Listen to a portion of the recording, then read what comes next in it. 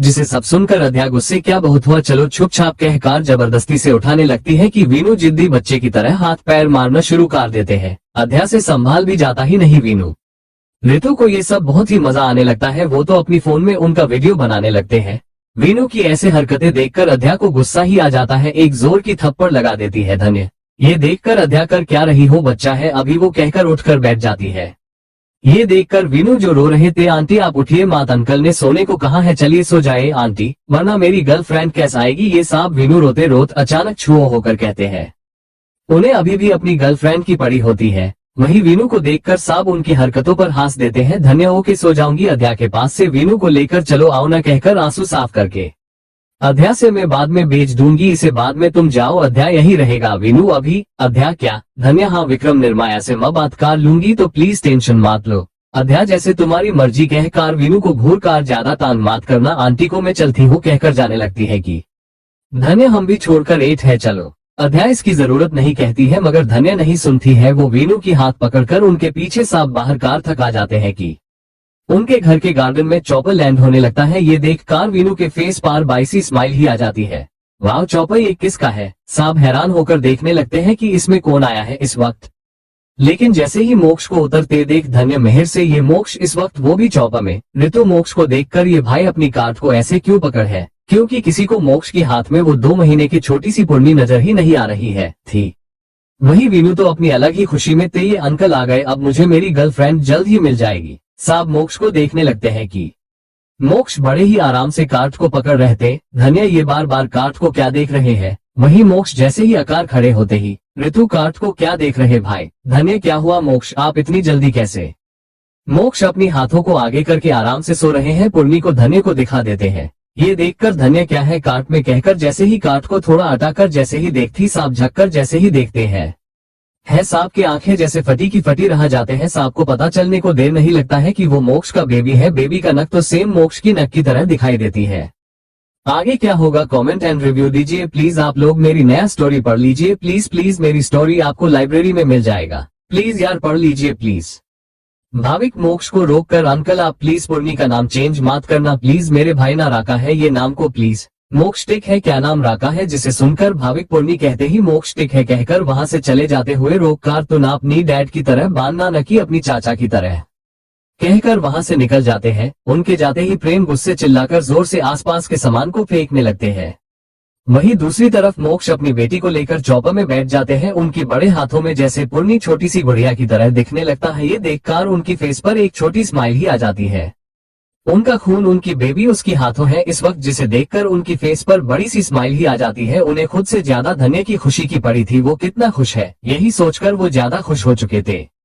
वो तो यही सब सोच रहे थे कि उनकी बेबी तो उनकी ऊपर सूसू ही कर लेती है। ये देखकर वरुण से अब क्या करे, जिसे सुनकर वरुण सर वो तो हमें बेबी की डायपर चेंज करना होगा, लेकिन इस वक्त डायपर कहाँ से ला सकते हैं। मोक्ष अपनी बेटी को बड़े ही आराम से अपनी पैरों पर लीटा कार अपनी कार्ट निकलकर वरुण को बाहर जाने को बोल देते हैं, जिसे सुनकर वरुण हैरान होकर ये क्या वो इस तरह दिखाई देते हैं क्या, उनकी एक छोटी बेबी है यही सोच लेते हैं, लेकिन वो बता भी नहीं सकते। यही सोचकर वहां से निकल जाते हैं। जैसे ही वरुण के जाते ही मोक्ष बड़े ही आराम से अब्बे की डायपर चेंज करने लगते हैं।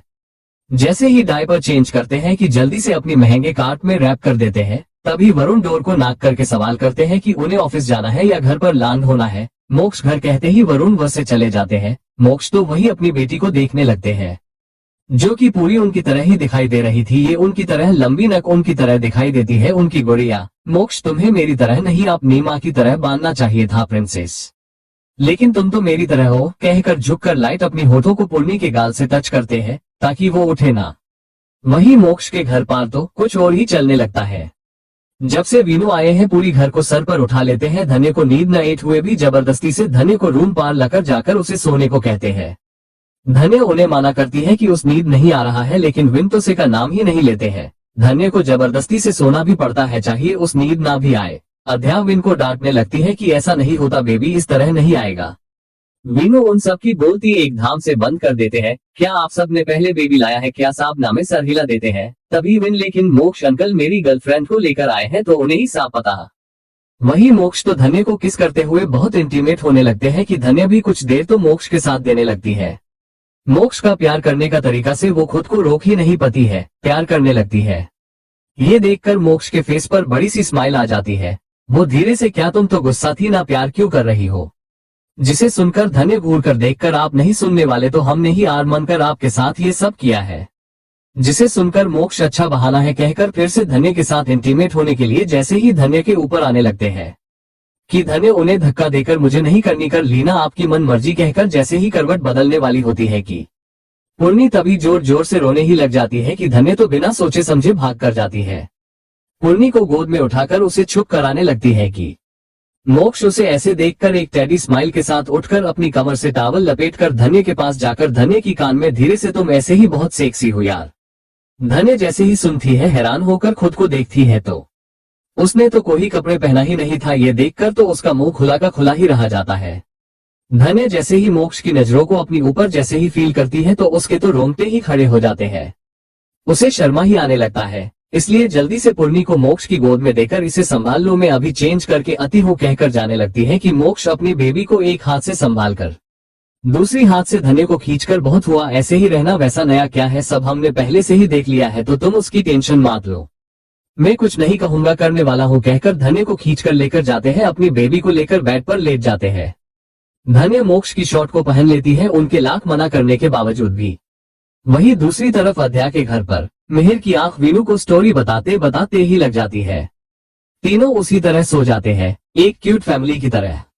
इसी तरह इन सारे कपल की नाइट बीत जाती है। अगले दिन सुबह अद्या के घर पर वीनू की आंख पहले ही खुल जाती है। जैसे ही वो देखते हैं वो दोनों के बीच में सोए हुए थे, ये देखकर वो धीरे से उठकर बैठ जाते हैं, थकी दोनों की नींद तो कोई डिस्टर्ब ना हो।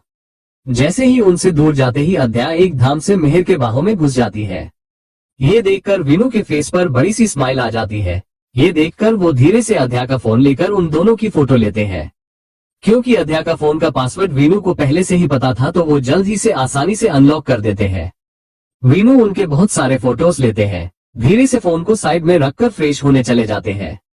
दोनों ही अनजान थे कि वो दोनों एक दूसरे के इतने करीब आ चुके हैं। करीब 1 घंटे बाद दोनों की आंख एक साथ खुलने लगता है, क्योंकि वीनू बेड पर को जंप कर रहे थे, जिसे दोनों की आंख खुलने लगता है। जैसे ही देखते हैं एक दूसरे को इतने करीब, वो तो एक धाम से उठकर बैठ जाती है। मिहिर एक धाम से बेड से खड़े होकर, वो में मेरी आंख लग गई थी, मुझे पता ही नहीं चला, सॉरी। ओके मैं चलता हूँ, मुझे देर हो रही है, बाय बोलकर बिना अद्या के बात सुने वहां से अपना फोन लेकर वहां से निकल जाते हैं। अद्या भी उन जाते देखते रह जाती है। वीनू को ऐसे देखकर जल्दी से उसे लेकर गोद में उठाकर वहां से वार्डरोब में घुस जाती है। वहीं मिहिर जैसे ही अपने रूम में जाते हैं, वहां तो पहले से ही ऋतु उनका वेट करने लगते हैं। मिहिर के आते ही उन पर सवालों की बारिश शुरू कर देते हैं। ये क्या है भाई, कहाँ थे आप, वो भी पूरी रात? आपका फोन लग क्यों नहीं रहा है? क्या सारी रात आप अद्या के साथ तो नहीं थे? हाँ, क्या है ये सब? हाँ, हमने मजाक में, क्या अद्या को आपकी बीवी कहाँ कही आप तो वो सब सच मानकर उनसे इंटीमेट होकर तो नहीं आए आप? मिहिर हैरान होकर, ऐसा कुछ नहीं है, चुप हो जाओ तुम, अपना फोन निकलकर देखकर ऋतु को दिखाकर, ये तो साइलेंट में है कहकर उसे साइलेंट से निकलकर बेड पर फेंक कर मैं फ्रेश होने जा रहा हूँ। ऋतु, हाँ आप फ्रेश क्यों हो रहे हो? हाँ, कहीं आपने सच में फिजिकल होकर तो नहीं आए, इसलिए नहाने की बात कर रहे आप? हाँ। जिसे सुनकर मिहिर रुक कर उन्हें घूर कर, क्या डेली शॉवर नहीं लेते? नहीं, क्या सुबह हो, मेरे जैसे लोग ही शॉवर लेते हैं, तेरे जैसे लोग शॉवर नहीं लेते हैं शायद, कहकर वहां से निकल जाते हैं। वहीं ऋतु मिहिर को घूर कर, क्या मतलब है इनका कहने का? हाँ कहकर बेड पर गिर जाते हैं। तभी मिहिर का फोन पर कुछ एमएसजी आ जाता है। ऋतु वो देखकर पहले तो नजरअंदाज कर देते हैं, लेकिन एक के बाद एक एमएसजी आने लगता है, जिसे ऋतु अब नजरअंदाज नहीं कर सकते हैं। खुद से इतना कौन मिस कर रहा है इन्हें, कहकर जल्दी से जैसे ही फोन को देखते हैं, उनके हाथ से तो फोन ही छूटकर नीचे ही गिर जाता है।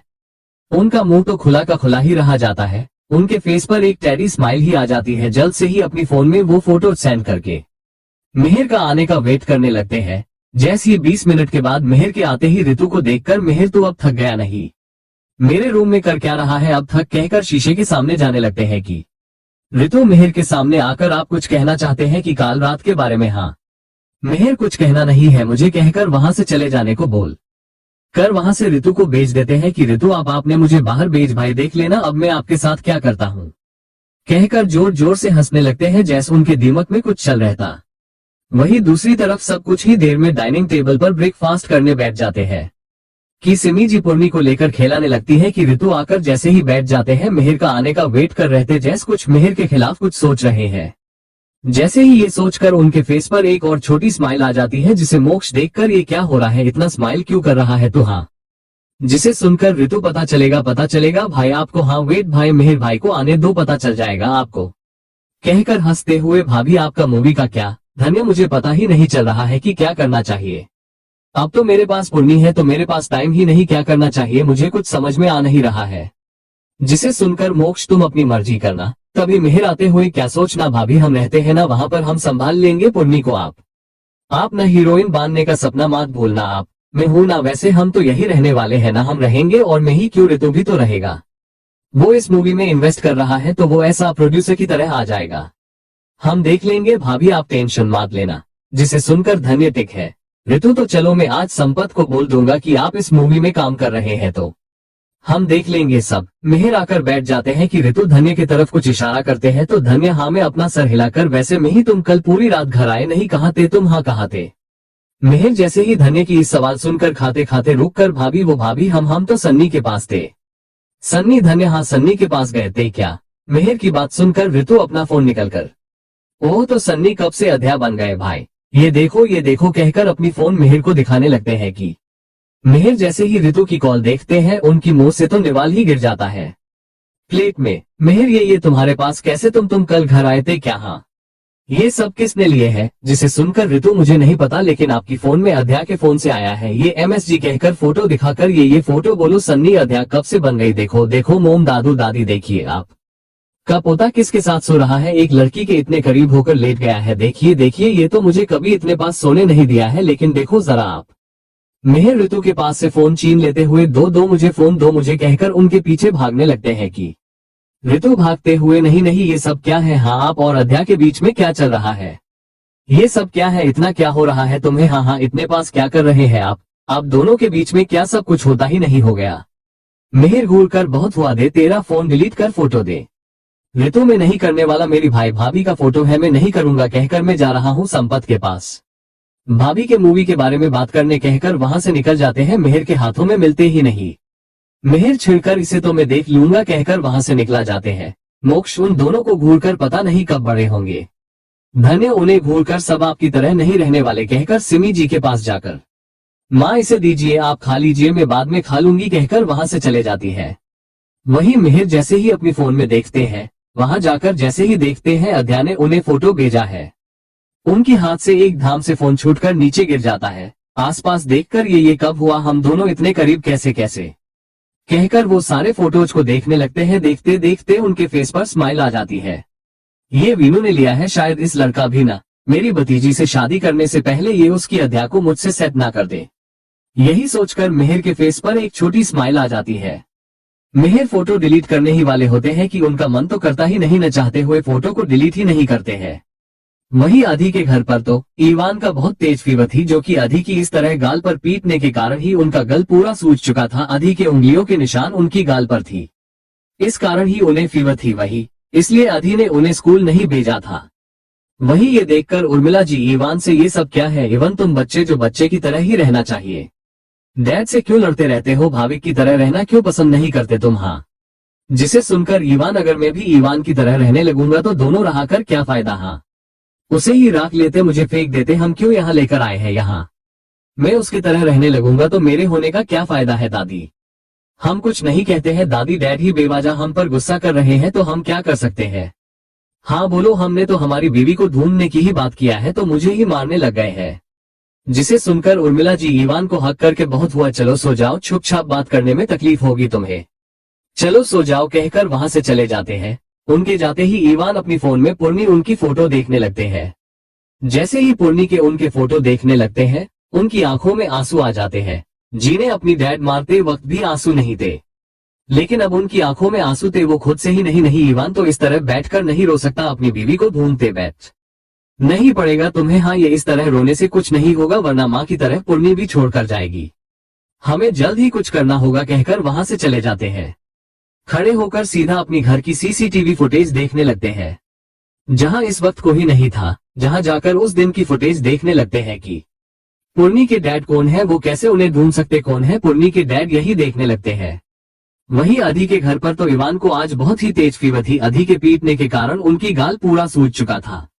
जो कि उनके गल पर अधि के उंगलियों के निशान साफ साफ दिखाई दे रही थी, उन्हें बार करना मुश्किल हो रहता।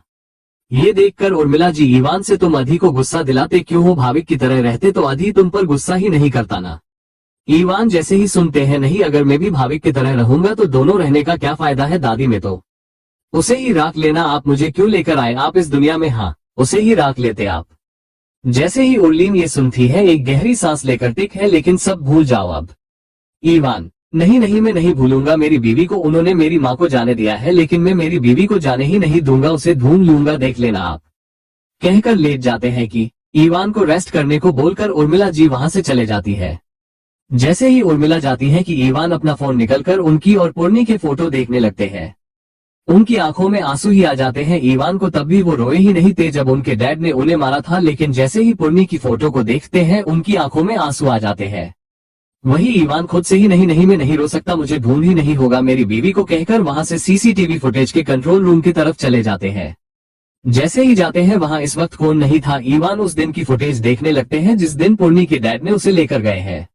जैसे ही उस दिन की फुटेज देखते हैं, उस वक्त की तो वहां उस दिन का फुटेज था ही नहीं। ये देखकर ईवान के फेस पर गुस्सा साफ दिखाई देता है। उन्होंने सोच लिया था कि पूर्णी के डैड को देखकर उन्हें के बारे में जानकर वहां से जाएंगे। मिलेगा भी कैसे, क्योंकि मोक्ष ने उनकी फुटेज वो हैक करके डिलीट ही कर लिया था ताकि उनके बारे में, उनके बेटी के बारे में कोई बात पता चले। यही सोचकर उन्होंने पहले ही डिलीट कर दिया था। ईवान ये देखकर गुस्से वहां से चले जाते हैं। वहीं दूसरी तरफ संपत के घर पर ऋतु एंड संपत ड्रिंक करते हुए धन्य की मूवी के बारे में बात करने लगते हैं, जिसे जानकर संपत बहुत ही खुश हो जाते हैं कि धन्य मूवी करने के लिए मान गई है, यही काफी था उनके लिए। संपत ड्रिंक करते हुए, लेकिन तुम यहाँ क्यों, उन्हें क्यों लेकर नहीं आए हो तुम? हाँ। जिसे सुनकर ऋतु, वो क्या है ना, वो मेरी घर के कामों में बहुत ही बिजी है तो आ नहीं पाएगी, तो मैं ही आ गया है। एंड मेरी घर के काम के साथ साथ उन्हें मेरी भाई के बेटी को संभालना होता है तो उसमें बहुत ही बिजी है। मेरे घर वालों ने उन्हें काम के लिए मान गए हैं। जिसे सुनकर संपत, क्या तुम्हारी घर वालों को पूछना पड़ेगा क्या? ऋतु, ऑफ कोर्स मेरी घर पर रहेगी तो हमारी फैमिली से पूछना तो पड़ेगा ना। जिसे सुनकर संपत, क्या उन्हें बहुत काम करना होगा, फिर उन्हें तो बहुत ही तकलीफ होगी। यही सोचकर संपत को बहुत ही बुरा फील होने लगता है, लेकिन बाहर कुछ नहीं कहते हैं। जैसे तैसे खुद की इमोशन को कंट्रोल करके, ठीक है जैसे तुम सबकी मर्जी, हम सारी क्रू से बात कर लेंगे, जल्द ही शूटिंग होगा तो उन्हें उनकी स्क्रिप्ट मिल जाएगा, जल्द ही उन्हें प्रैक्टिस करने को बोल दो, जल्द ही शूट स्टार्ट होगा। जिसे सुनकर ऋतु ठीक है कहकर यहाँ वहां की बातें करने लगते हैं। वहीं दूसरी तरफ आगम पिया तो शाम तक घर आते ही नहीं। जैसे ही शाम होते ही उन्हें घर आते देख वर्षी, हो देखो कब आ रहे हैं ये दोनों, कल रात गए हैं एंड देखो अब आ रहे हैं, देखो जरा इन्हें। पिया शर्मा कर, नहीं हुआ तो बस ऐसे ही वहां रह गए ते, अच्छा लगा था वहां तो वहीं रह गई हूं मैं। जिसे सुनकर वर्षी, जिसे सुनकर पता है मुझे क्या कर रहे थे वहां। आगम, आजकल बहुत बोल रही हो भाभी कोम। वर्षी, आप लगता है भाई को बुलाना होगा आपको संभालने के लिए। जिसे सुनकर वर्षी, हाँ बुला लो, मैं भी उन्हें बहुत ही मिस कर रही हूँ, बुला लेना उन्हें। आगम, बुलाना पड़ेगा ही, चलो मैं अभी आता हूँ, कहकर वहां से चले जाते हैं। मोक्ष भी ऑफिस से आ जाते हैं। सब डन्नर करने लगते हैं कि धन्य पिया की तरफ देखकर, मुझे तुमसे बात करनी है, बाद में बात करते हैं, पिया टिक है कहती है। जैसे ही सब सुनते हैं, आगम, क्या बात करनी है मेरी बीवी से? हाँ मोक्ष, तुझे बहुत इंटरेस्ट हो रही गर्ल्स की बातों में, कहीं घूमने जाकर उनके तरह बांध तो नहीं गया? तो एक लड़की, हाँ। आगम, उन्हें घूर कर बंद कर तू अपना मुंह, तुझे किसने कहा? मैं तो तुमसे बात किया ही नहीं, तो तुम क्यों बात करते हो बीच में? हाँ खाओ छुप छाप। जिसे सुनकर सच कड़वा होता है, ना लग गई मिर्ची हाँ तुझे? पिया, बास बंद करो, आप दोनों छोटे बच्चों की तरह हमेशा लड़ना बंद करो। आगम एकदम से चुप हो जाते हैं पिया के बात सुनकर। ये देखकर मोक्ष, ओह देखो जरा, इसे जोरू का गुलाम बांध गया है, देखो एकदम से चुप होकर बैठ गया। आगम, ओह ये बात कौन कह रहा है? एक और मुझसे बड़ा जोरू का गुलाम है। आगम की बात सुनकर सब हंसने लगते हैं सिवाय मेहर के। मोक्ष उन सबको घूर कर देखने लगते हैं। ये देखकर आगम उन्हें टेडी स्माइल के साथ देखकर मेहर की तरफ देखने लगते हैं। जैसे ही देखते हैं, तू क्यों इतना चुप है, क्या हुआ तुझे? ऋतु मेहर की मजे लेते हुए, वो क्या है ना भाई के ख्यालों में तो कोई और है, तो वो हमसे बात क्या करेंगे? हाँ आगम पिया जैसे ही सुनते हैं बहुत ही इंटरेस्ट के साथ, क्या कौन लड़की कौन से ख्याल? हाँ मेहर, कुछ नहीं ऐसे ही बोल रहा है, ये पागल है, इसकी बातें सुनना मत आप। आगम पिया, लेकिन हम तो पागलों की बातें बहुत ही पसंद है, पता है तुम्हें?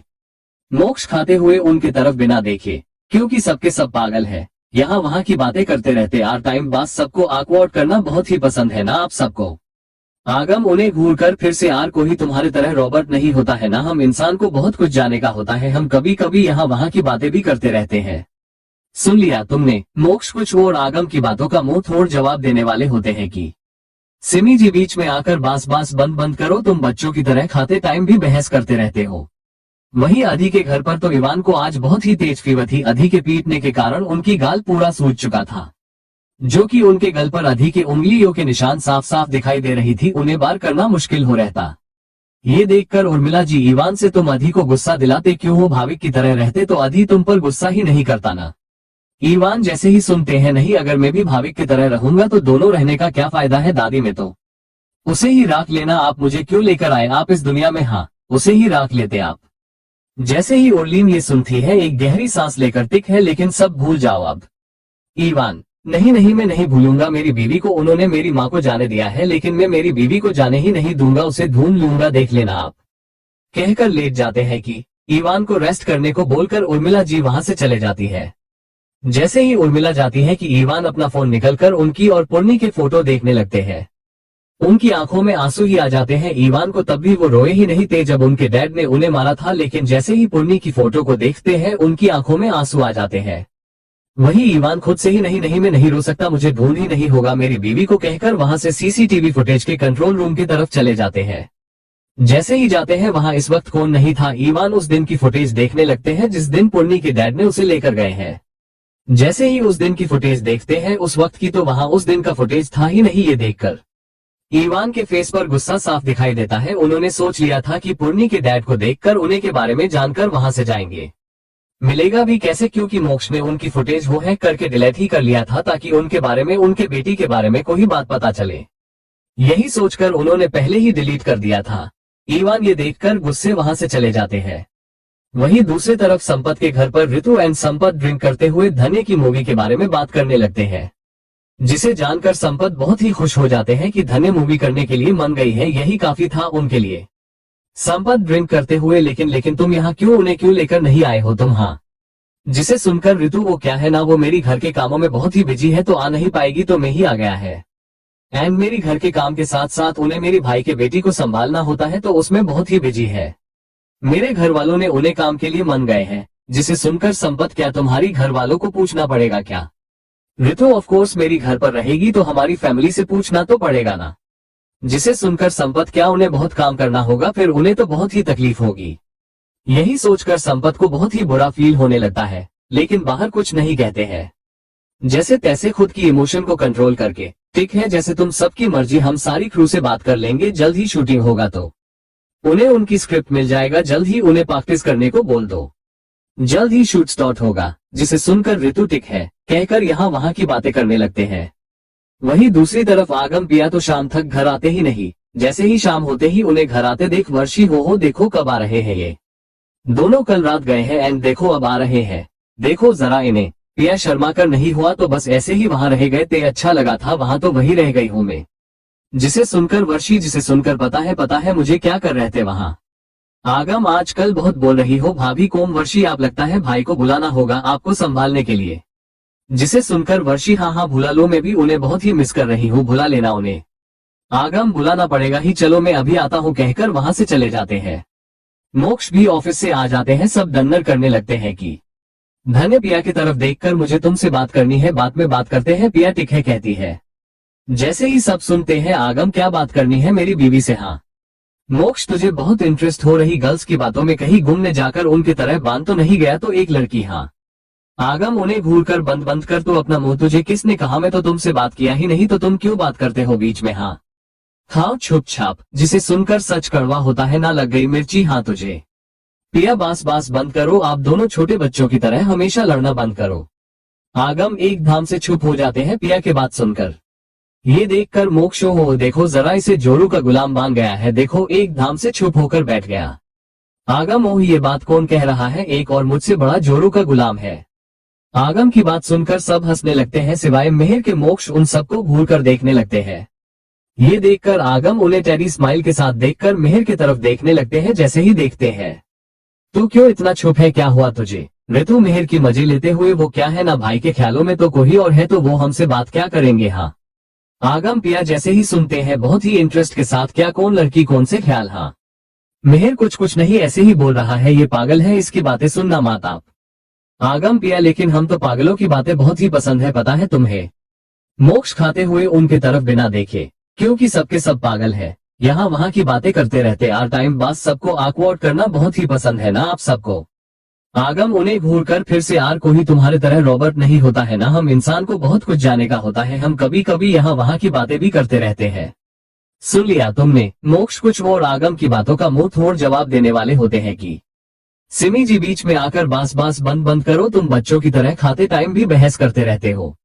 वही मोक्ष आगम को मुंह तोड़ जवाब देने वाले होते हैं कि सिमी जी तो उन दोनों से बास करे, आप दोनों ये क्या करते रहते हो बच्चों की तरह, हाँ लड़ना बंद करो, कहते हुए उन दोनों को घूर कर देखने लगती है कि दोनों ही चुप ही हो जाते हैं। वही मोक्ष तो मेरा हो गया है कहकर वहां से चले जाते हैं कि पिया धन्य वहां से चले जाते हैं अपनी सर हिलाकर।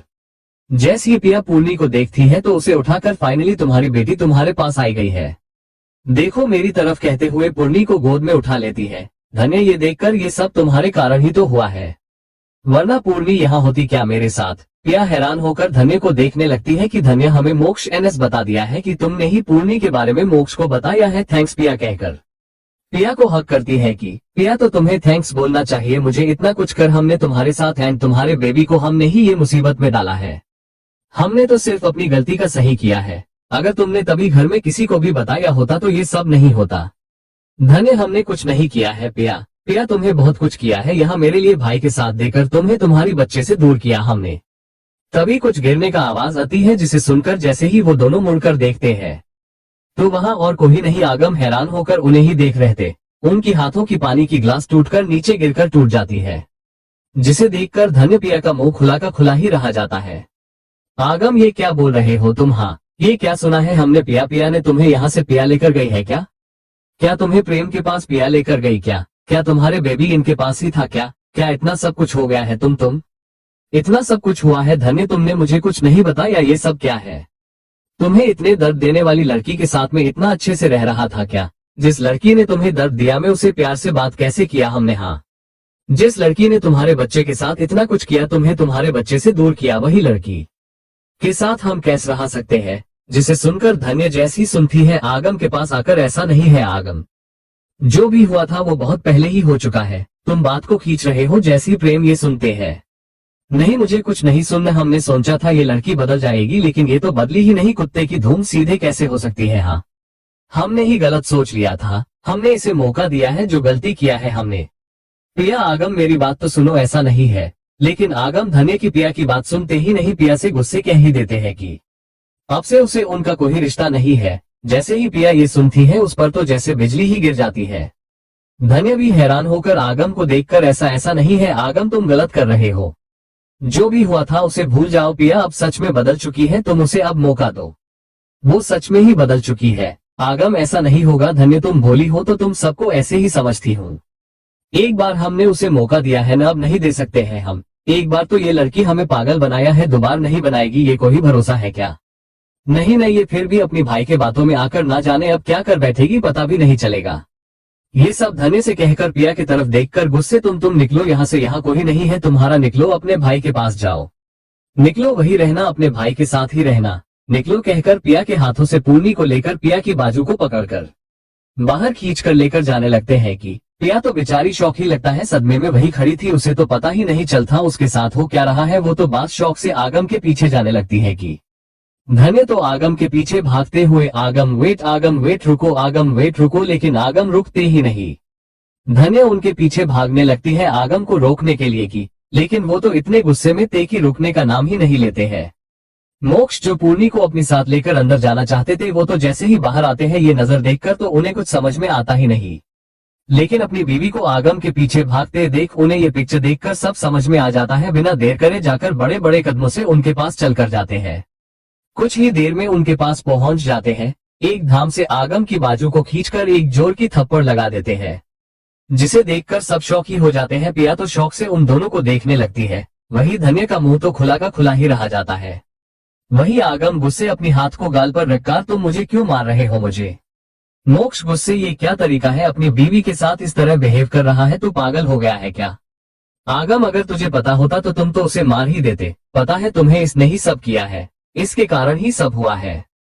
इसने ही धन्य से अपने बच्चे को दूर किया है। पता है तुम्हें, अपने भाई का साथ दिया इसने। पता है तुम्हें? हाँ। जिसे सुनकर मोक्ष गुस्से, हाँ पता है मुझे, सब पता है, तुमसे पहले ही मुझे पता चला है। आगम हैरान होकर मोक्ष को देखते हुए, फिर भी तुमने उसे छोड़ दिया है इसे। जिसे सुनकर मोक्ष, हाँ कुछ नहीं किया हमने। पता है मुझे, धन्य ने जानबूझकर तुमसे कुछ नहीं कहा, उसे पता था तुम ऐसे ही कुछ करोगे, इसलिए उसने कुछ नहीं बताया तुम्हें। जिसे सुनकर सही सोचा धन्य ने, मैं तभी ऐसे ही करूंगा, अभी भी ऐसा ही करूंगा, छोड़ दूंगा इसे। जो मेरी धन्य को हॉट करेगा उसे मैं मेरी जिंदगी में रहने नहीं दूंगा। जिसे सुनकर मोक्ष, एक बार में समझ में आता नहीं क्या तुम्हें, पिया अब बदल गई है। उसने ही मुझे बेबी के बारे में सब बताया, वरना उसकी गलती का एहसास नहीं होता तो वो अपने भाई के खिलाफ जाती क्या नहीं ना। फिर तुम ये सब कर क्यों रहे हो? तुम्हें धन्य पर भरोसा नहीं तो इस बार में कह रहा हूँ, मेरे बातों पर तो तुम्हें भरोसा करो। तुम्हें तो पता है मैं किसी पर इतनी जल्दी ही भरोसा नहीं करता हूँ, तो अब वही मैं बोल रहा हूँ।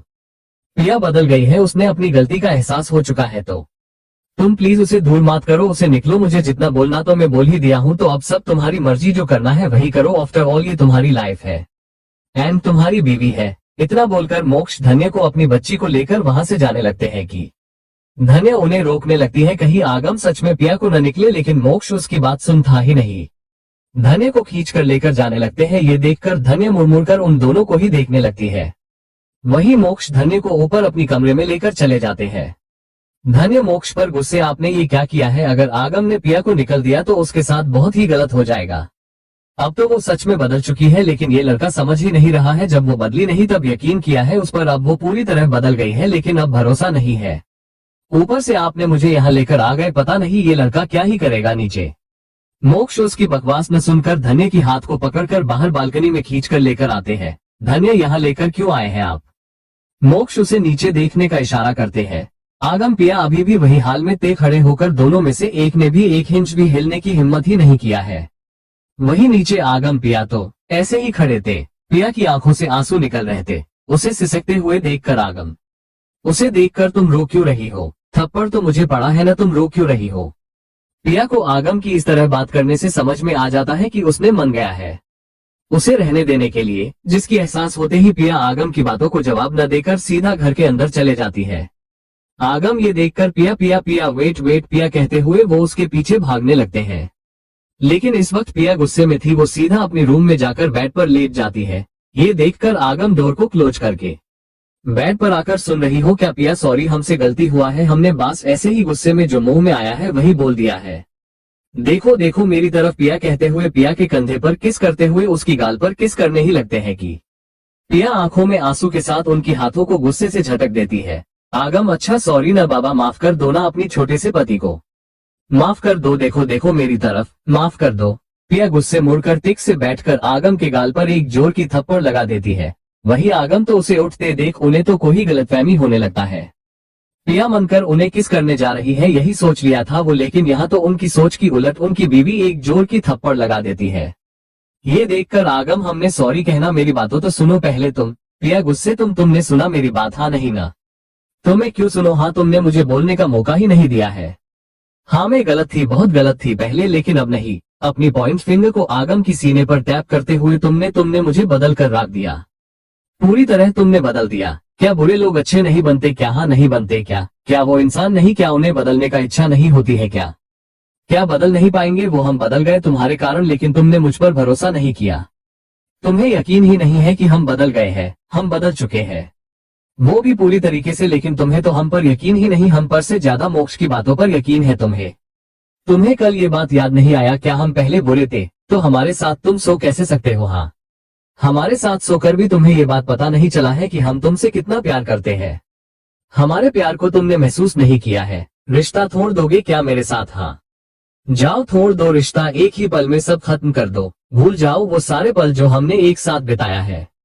तुम क्या रिश्ता तोड़ोगे? हाँ हम तोड़ते हैं इस रिश्ते को, हम नहीं मानते ये शादी को। सुन लिया आगम, हमने गलती कर दी, एक छोटे इमेचुर लड़के से शादी करके, जो अभी भी सोच से बच्चा ही है, जो सिर्फ बातों में आ जाते हैं, वो भी जल्दी से। हमसे गलती हुआ है तुमसे शादी करके, तुम क्या तोड़ने वाले? इस रिश्ते को हम ही तोड़ते हैं। जिसे मेरे बातों पर यकीन नहीं, मुझ पर यकीन नहीं है, मैं उसके साथ एक ही रिश्ते में नहीं रह सकती हूँ। निकलो मेरे रूम से, अभी के अभी निकलो। कहते ही आगम ऐसे ऐसे मत बोलो पिया, मना कि मैं इमेचो हूँ लेकिन मुझे तुम पर भरोसा है। पिया अपनी आंसू को साफ करके व्यन बारी स्माइल के साथ, तुम्हें मुझ पर नहीं मोक्ष की बातों पर है। उसने कहा तो तुम मन गए मैं बदल गई हूँ, वरना तुम तो मुझे इस घर से बाहर निकलने पर तुले हो। जिसे सुनकर आगम ऐसा नहीं है पिया, मुझे तुम नहीं अब आप कहो, मैं हस्बैंड हूँ तुम्हारा, आप कहो कहते हुए पिया के करीब आने लगते हैं कि पिया गुस्से, तुम ये क्या कर रहे हो, तुमसे बड़ी हो, इस तरह मेरे पास आओ मत, निकलो मेरे रूम से। कहकर आगम को धक्का देकर लेट जाती है कि आगम पीछे से पिया को हक करते हैं। पिया गुस्से उनकी हाथों को झटकने लगती है कि आगम बार बार बेशरम बनकर उसे कसकर पीछे से पकड़कर अपनी सीने से लगा लेते हैं। पिया तो जोर जोर से रोने ही लग जाती है। आगम धीरे धीरे पिया के नेक को पीछे से किस करने लगते हैं। वही एम्मा तो वेन का कॉल आते देख उसके हाथ से तो जैसे फोन ही छूट ही जाता है। खुद से ही ये मुझे क्यों कॉल कर रहा है, जरूर इसकी बात तेरा से हुआ नहीं होगा तभी तो मुझे कॉल कर रहा है। कहकर जैसे ही कॉल पिक करते ही वेन, क्या चल रहा है। एम्मा, कुछ भी तो नहीं चल रहा है, अभी तो क्रिसमस के वेकेशन चल रहे हैं ना। वेन, मुझे पता है कि छुट्टियां चल रहे हैं। वेन और कुछ भी पूछ पाते हैं कि एम्मा ने खुद ही सवाल पूछ ही लेती है कि क्या हुआ, तेरा ने कॉल नहीं किया है क्या, तुमने मुझे कॉल किया है। हम वेन जैसे ही ये सुनते हैं उनकी फोन पर पकड़ कस जाती है अपनी गुस्से को कंट्रोल करके, हम इसलिए कॉल किया है हमने, उसने आज पूरा दिन कॉल ही नहीं किया है। एम्मा गुस्से भी, वो हमारी तरह नहीं है ना, मैरिड है तो उसके भी कुछ काम होंगे, हमारी तरह थोड़ी ना होगी।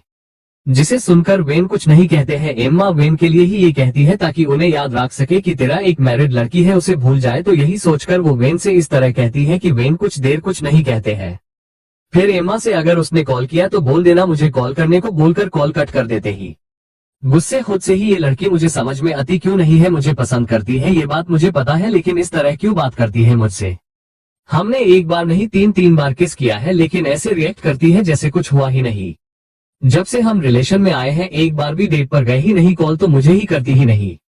मैं ही मेरी ईगो को साइड में रखकर जैसे ही आज कॉल किया है, लेकिन मुझसे प्यार करना तो दूर की बात, दान से बात ही नहीं की। पता ही नहीं चल रहा है मुझे एम्मा मुझसे प्यार करती भी है कि नहीं, अगर करती नहीं तो मेरे किस करने पर खींचकर क्यों नहीं मारा है मुझे। हाँ, ये लड़की ऐसी क्यों है, कहकर अपने बालों को पूरी तरह मेज बनाकर रख लेते हैं।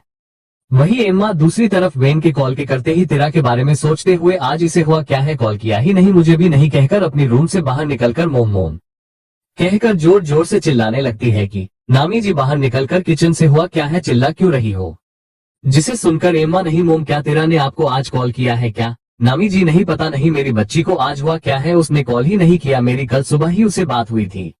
जून जी एंड मेरी भी, इरफान जी मेरी भी कल सुबह ही बात हुआ है, पता नहीं रात में उसने कॉल किया ही नहीं, शायद बिजी होगी, लेकिन किसी को यकीन ही नहीं होता कि तेरा एक बार कॉल नहीं किया है, वरना तो वो कभी भी कॉल करती, वो कितनी भी बिजी क्यों ना हो। दिन में एक बार तो कॉल करती है, लेकिन पता नहीं आज हुआ क्या है, एक बार भी कॉल नहीं की। जून जी, हमने पूरी दिन वेट किया है लेकिन उसने कॉल किया ही नहीं। इरफाना, मुझे लगता है कुछ तो हुआ है, वरना वो ऐसे नहीं करती, हमें एक बार कॉल करके देख लेना चाहिए। एम्मा, मैं अभी करती हूँ, कहते हुए अपना फोन निकालकर तेरा को कॉल लगा देती है। इस वक्त तेरा का फोन घर पर उसके रूम में था। फोन बार बार रिंग होने लगता है लेकिन कोई उठाता ही नहीं, क्योंकि कोई वहां पर था ही नहीं। एम्मा कुछ सही कॉल उठाते ना देख अपनी माँ से कहती है कि कुछ तो हुआ है माँ, तेरा कॉल पिक नहीं कर रही है, मतलब कुछ तो बहुत ही बड़ा हुआ है। इरफान जी, मुझे भी यही लगता है कुछ तो हुआ, वरना तेरा ऐसा कभी नहीं करती। जून जी, आपने गलत सोच अपने पास ही रखना, कुछ नहीं होगा उसे। नामी जी कॉल बार बार ट्राई करने बोल देती है। एम्मा भी लगातार फोन करने लगती है, कोई ना कोई तो पिक कर ही लेगा। वहीं दूसरी तरफ वही हॉस्पिटल में इस वक्त निशांत, जो इस वक्त हॉस्पिटल में अमृता के रूम के बाहर खड़े होकर अमृता को देख रहे थे, इस हाल में जिनका ये हाल उसके खुद के भाई नहीं किया है। उसे अपने भाई से ही नफरत होने लग गई थी। अमृता बड़े ही मुश्किल से सांस लेते हुए देख रहे थे, उनके आंखों में इस आंसू जो बाहर आने की नाकाम कोशिश कर रहे थे, जिसे निशांत ने बहुत ही मुश्किल से रोक कर रखते। भाई, आपने ये एक लड़की को हालत कैसे बना दिया है, खुद से सांस तक नहीं ले पा रही है, इनकी जगह आप ही होते हैं आज। मुझे कहना तो नहीं चाहिए आप मेरे भाई हैं, लेकिन मैं चाहता हूँ कि आपकी हालत इसे भी बुरा हो, आप भी भाभी की तरह सांस लेने के लिए थाड़ापन होगा। आपको किस तरह एक मासूम लड़की हाल आपने ऐसा बना दिया है, देख लेना ऊपर वाला सब देख रहा है, आपको ऐसे भी बड़ा सजा देगा। आप सांस लेने के लिए तरसोगे कि भाई, कहकर उनकी आंखों से एक आंसू निकलकर नीचे गिर जाता है।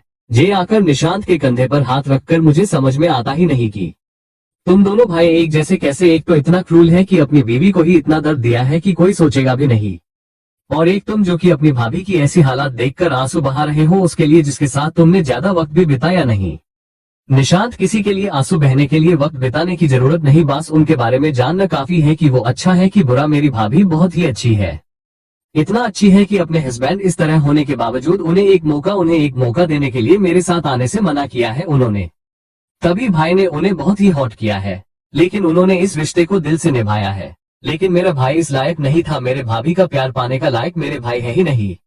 एंड मजे की बात यह है कि मेरी भाभी सब जानती है, उसका हस्बैंड कुछ भी पल कुछ भी कर सकते हैं उनके साथ। लेकिन मेरी भाभी ने हिम्मत ही नहीं आ रहा है, बहुत हिम्मत वाली ब्रेव है ना मेरी भाभी। देखो अपनी आखिरी सांस तक लड़ रही है जीने के लिए, वहां कहते हुए अमृता की तरफ इशारा करते हैं। ये कहते ही निशांत के दोनों आंखों से जैसे आंसू ही निकलने लगते हैं। वी आकर खींचकर निशांत को हक कर लेते हैं। निशांत वी को हक करके भाई भाई ऐसे कैसे कर सकते हैं भाभी के साथ, मुझे उन्हें भाई कहते हुए भी शर्म आ रही है। My shameless arrogant hubby, my dream boy is Korean, my friend become a my hubby, please please जाकर पढ़ लीजिए। वही एम्मा तो वेन का कॉल आते देख उसकी हाथ से तो जैसे फोन ही छूट ही जाता है। खुद से ही ये मुझे क्यों कॉल कर रहा है, जरूर इसकी बात तेरा से हुआ नहीं होगा तभी तो मुझे कॉल कर रहा है, कहकर जैसे ही कॉल पिक करते ही वेन क्या चल रहा है। एम्मा कुछ भी तो नहीं चल रहा है, अभी तो क्रिसमस के वेकेशन चल रहे हैं ना। वेन मुझे पता है कि छुट्टियां चल रहे हैं। वेन और कुछ भी पूछ पाते हैं कि एम्मा ने खुद ही सवाल पूछ ही लेती है कि क्या हुआ, तेरा ने कॉल नहीं किया है क्या, तुमने मुझे कॉल किया है। हम वेन जैसे ही ये सुनते हैं उनकी फोन पर पकड़ कस जाती है अपनी गुस्से को कंट्रोल करके, हम इसलिए कॉल किया है हमने, उसने आज पूरा दिन कॉल ही नहीं किया है। एम्मा गुस्से भी, वो हमारी तरह नहीं है ना, मैरिड है तो उसके भी कुछ काम होंगे, हमारी तरह थोड़ी ना होगी। जिसे सुनकर वेन कुछ नहीं कहते हैं। एम्मा वेन के लिए ही ये कहती है ताकि उन्हें याद रख सके कि तेरा एक मैरिड लड़की है, उसे भूल जाए, तो यही सोचकर वो वेन से इस तरह कहती है कि वेन कुछ देर कुछ नहीं कहते हैं।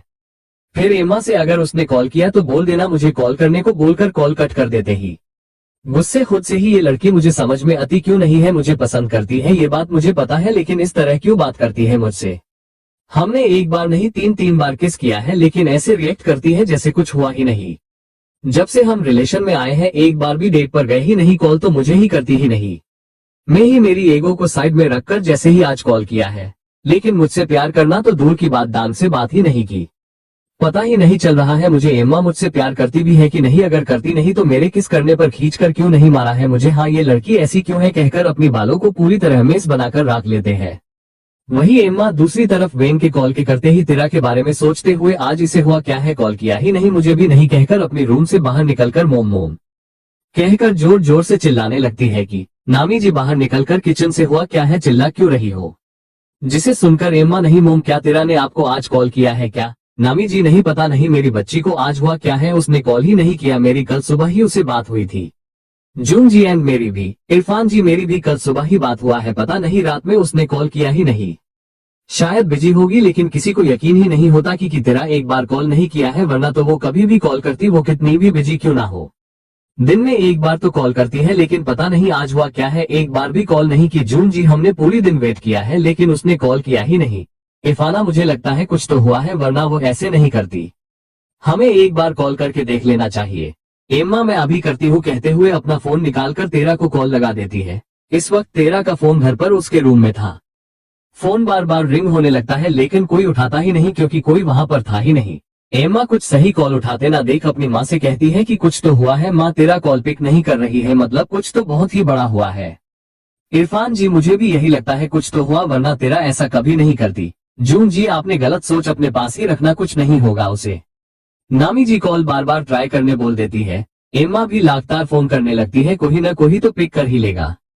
वहीं दूसरी तरफ वही हॉस्पिटल में इस वक्त निशांत, जो इस वक्त हॉस्पिटल में अमृता के रूम के बाहर खड़े होकर अमृता को देख रहे थे, इस हाल में जिनका ये हाल उसके खुद के भाई नहीं किया है। उसे अपने भाई से ही नफरत होने लग गई थी। अमृता बड़े ही मुश्किल से सांस लेते हुए देख रहे थे, उनके आंखों में इस आंसू जो बाहर आने की नाकाम कोशिश कर रहे थे, जिसे निशांत ने बहुत ही मुश्किल से रोक कर रखते। भाई आपने ये एक लड़की को हालत कैसे बना दिया है, खुद से सांस तक नहीं ले पा रही है, इनकी जगह आप ही होते हैं आज। मुझे कहना तो नहीं चाहिए आप मेरे भाई हैं, लेकिन मैं चाहता हूँ कि आपकी हालत इससे भी बुरा हो, आप भी भाभी की तरह सांस लेने के लिए थाड़ापन होगा। आपको किस तरह एक मासूम लड़की हाल आपने ऐसा बना दिया है, देख लेना ऊपर वाला सब देख रहा है, आपको ऐसे भी बड़ा सजा देगा।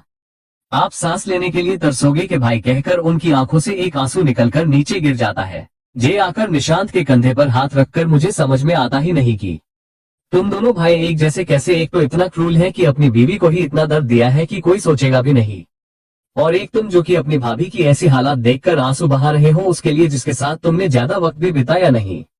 निशांत, किसी के लिए आंसू बहने के लिए वक्त बिताने की जरूरत नहीं, बस उनके बारे में जानना काफी है कि वो अच्छा है कि बुरा। मेरी भाभी बहुत ही अच्छी है, इतना अच्छी है कि अपने हस्बैंड इस तरह होने के बावजूद उन्हें एक मौका देने के लिए मेरे साथ आने से मना किया है उन्होंने। तभी भाई ने उन्हें बहुत ही हॉट किया है, लेकिन उन्होंने इस रिश्ते को दिल से निभाया है। लेकिन मेरा भाई इस लायक नहीं था, मेरे भाभी का प्यार पाने का लायक मेरे भाई है ही नहीं। एंड मजे की बात यह है कि मेरी भाभी सब जानती है, उसका हस्बैंड कुछ भी पल कुछ भी कर सकते हैं उनके साथ। लेकिन मेरी भाभी ने हिम्मत ही नहीं आ रहा है, बहुत हिम्मत वाली ब्रेव है ना मेरी भाभी। देखो अपनी आखिरी सांस तक लड़ रही है जीने के लिए, वहां कहते हुए अमृता की तरफ इशारा करते हैं। ये कहते ही निशांत के दोनों आंखों से जैसे आंसू ही निकलने लगते हैं। वी आकर खींचकर निशांत को हक कर लेते हैं। निशांत वी को हक करके, भाई भाई ऐसे कैसे कर सकते हैं भाभी के साथ, मुझे उन्हें भाई कहते हुए भी शर्म आ रही है। प्रिया, आगम से तुम्हें मुझ पर भरोसा नहीं, मोक्ष की बातों पर है। अगर उसने नहीं कहा कि मैं बदल चुकी हूँ तो तुम उसकी बातों पर यकीन है, मुझ पर नहीं। तुम ऐसे कैसे कर सकते हो, मुझ पर भरोसा नहीं है क्या तुम्हें? हाँ आगम, ऐसा नहीं है प्रिया, मुझे तुम पर भरोसा है, बहुत ही ज्यादा है। प्लीज मुझे तुम मत कहो, हस्बैंड हूँ ना मैं तुम्हारा, आप कहो मुझे कहते हुए पिया के करीब जाने लगते हैं कि पिया तुम पागल हो गए क्या? हाँ मैं तुमसे बड़ी हूँ, मेरे पास मत आओ कहकर लेट जाती है कि आगम पीछे से उसे हक कर लेते हैं कि पिया गुस्से में उनकी हाथ झटकने लगती है कि आगम बेशरम होते हुए बार बार पीछे से हक कर लेते हैं। पिया ही थक कस जोर जोर से रोने लगती है कि आगम धीरे धीरे सॉफ्ट किस्से करने लगते हैं पिया के नेक पर। पिया रोते हुए, दूर दूर रहना मुझसे, मैं बुरी हूँ, मेरे साथ रहोगे तो तुम भी बुरे हो जाओगे, जाओ दूर मुझसे, जाओ ना। लेकिन आगम उसकी एक न सुनकर उसे अपनी सीने से लगाकर अब वैट किस्से करना शुरू कर देते हैं। जैसे ही पूरी नेक को गीला कर कान को वैट किस्से करने लगते हैं कि पिया उनसे जितना दूर जाने की कोशिश करती है आगम की पकड़ उस पार और टाइट होने लगता है। आगम मना की पिया से 4 या 5 साल छोटे थे, लेकिन स्ट्रेंथ में नहीं, बेचारी आगम से दूर जा ही नहीं पाती है। आगम तो उसे खींचकर इस बार उसके ऊपर ही आकर प्यार से समझ न छोड़कर गुस्से पिया के हाथों को टाइट करते हुए बहुत बोलती हो, यार तुम, माफी मांग रहा हूं ना तुमसे, अब पैर भी पड़ो क्या? टिक है, पढ़ लूंगा तुम्हारे लिए, ये भी करूंगा। कहते हुए पिया के हाथ छोड़कर एक धाम से पिया के पैर पकड़ने ही वाले होते हैं कि पिया एक धाम से अपने पैर खींचकर, ये क्या कर रहे हो तुम? आगम, तुम्हें नहीं पता मैं कर क्या रहा हूँ? वैसे भी बड़ों के पैर छूने में कोई बुरी बात नहीं है, तुमने ही कहना मैं तुमसे छोटा हूँ तो मैं पढ़ने में क्या गलती है? कहकर जैसे ही पैर पकड़ने वाली होते हैं कि पिया आगम को घूरकर, बहुत हुआ तो सो जाओ चुप, माफी मांगने की जरूरत नहीं, जाओ छुप जाओ यहाँ से, मेरे सामने रहना मत तुम, मुझे बहुत ही गुस्सा आ रहा है तुम्हारे यहाँ होने से। कहकर जैसे ही फिर से लेने लगती है कि अगम उसे एक धाम से खींचकर कमर से पकड़कर, कुछ ज्यादा ही बोल नहीं रही हो तुम? हाँ कहकर बिना देर करे पिया को किस करना स्टार्ट ही कर देते हैं कि पिया गुस्से उन्हें धक्के देने लगती है कि अगम उसकी इस बार एक सुनते ही नहीं, पिया के साथ बेड पर गिरकर पिया को किस करते हुए दो बोच लेते हैं। जैसे ही पिया को हिलने तक नहीं देते हैं, पिया सिर्फ हम कहते हुए यहाँ वहाँ घूमने लगती है कि अगम उसे खींचकर ही बिना पिया के बात सुने उसे किस करने लगते हैं। पिया तो जैसे माना कर अगम को रोक रोक कर थक ही जाती है, लेकिन अगम उसे छोड़ते ही जैसे एक पाल के लिए उसे छोड़ेंगे तो पिया तो उन्हें छोड़कर ही जाएगी। यही सोचकर पिया अगम को घूरने लगती है कि अगम जैसे इसकी परवाह ही नहीं थी। वो तो जल्दी से पिया के ड्रेस के 2 टुकड़े कर देते हैं। पिया जल्दी से अगम कहकर कहती भी, लेकिन अगम उसकी एक नहीं सुनते हैं। वही कुछ ही देर में पिया के करहाना उस रूम में गूंजने लगता है, जैसे पूरी रूम उन दोनों की तेज तेज सांसें ही सुनाई देती है। पिया कुछ देर तक तो अगम को दूर करने लगती है कि लेकिन बार बार करने पिया भी जैसे मेल्ट हो जाती है।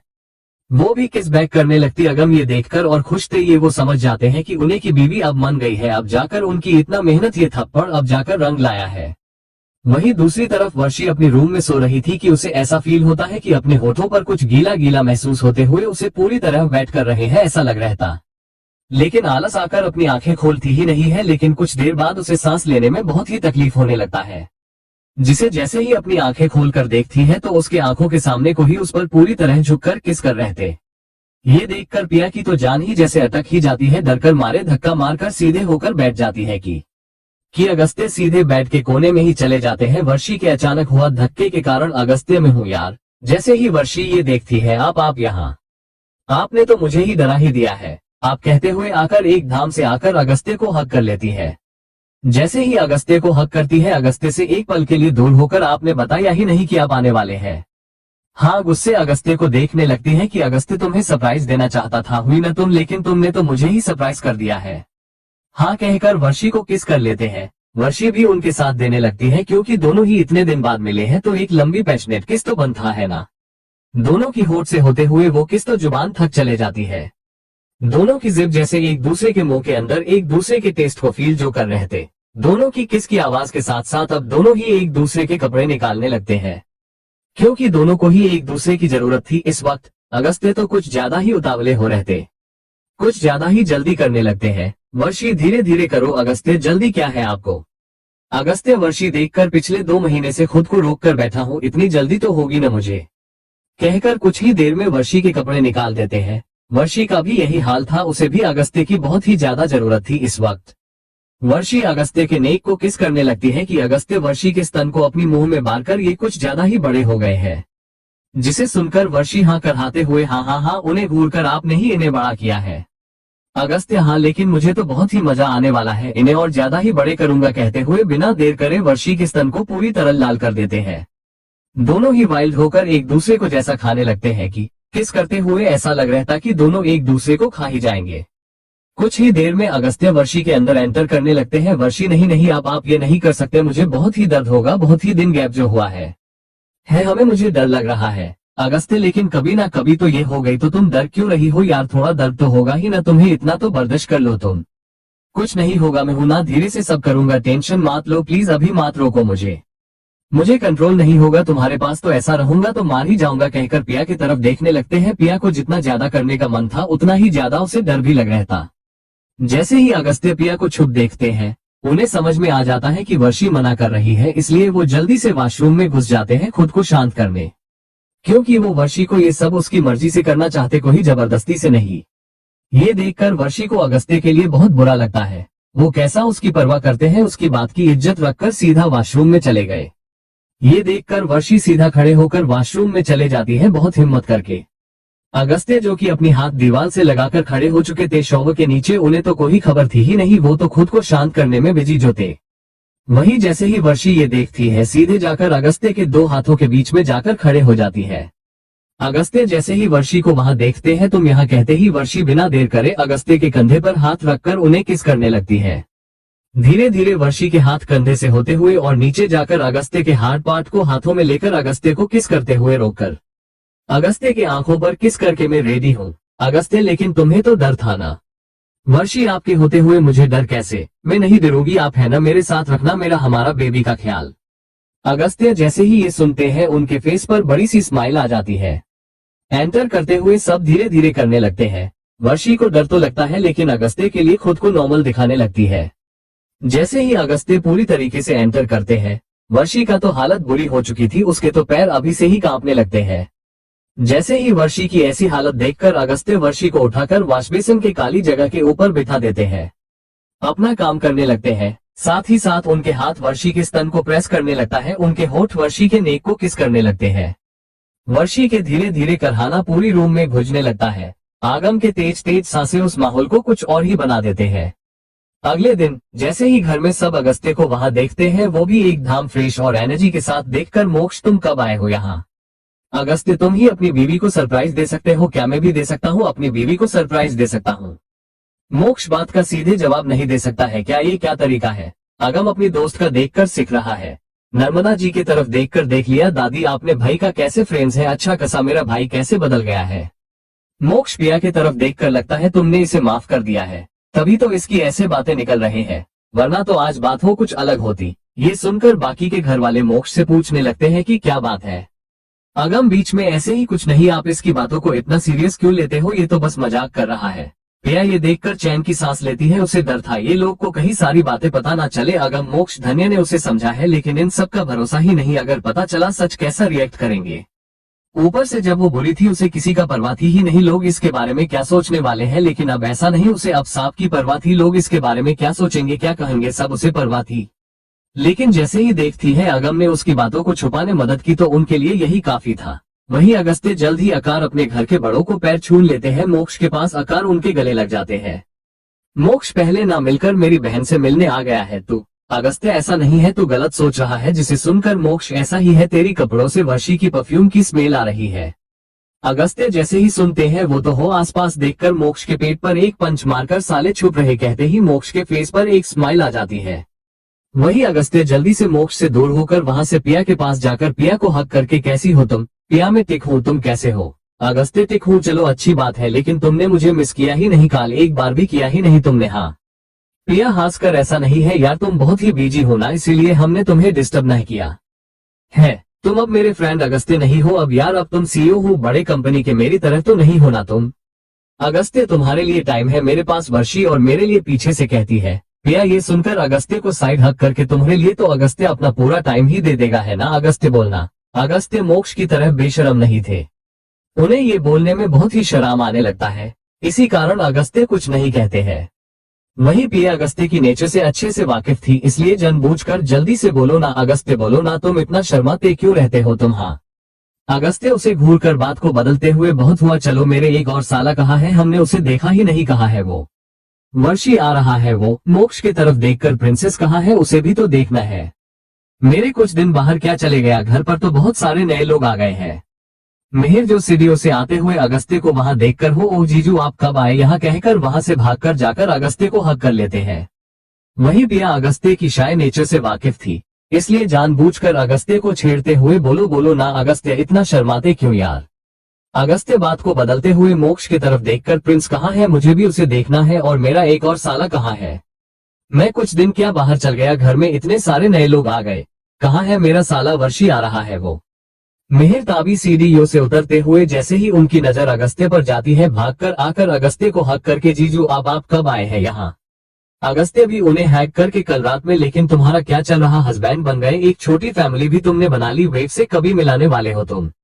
जिसे सुनकर मिहिर वर्षी को घूर कर देखते हैं कि वर्ष अपनी नजरें नीचे करके, मुझे मुझे मार देखना तुम, हमने कुछ नहीं बताया, हमने तुम्हारे बारे में नहीं, क्यूट सा वीनू के बारे में ही सब बताया है। जिसे सुनकर मिहिर अपना सर हिलाकर, तुझे तो मैं बाद में देख लूंगा कहकर अगस्त्य की तरफ देखकर, ऐसा नहीं है जीजू, ये सब बकवास कर रहे हैं, ऐसा कुछ होगा तो मैं ही आपको बताऊंगा ना, पहले इस वक्त ऐसा कुछ नहीं है।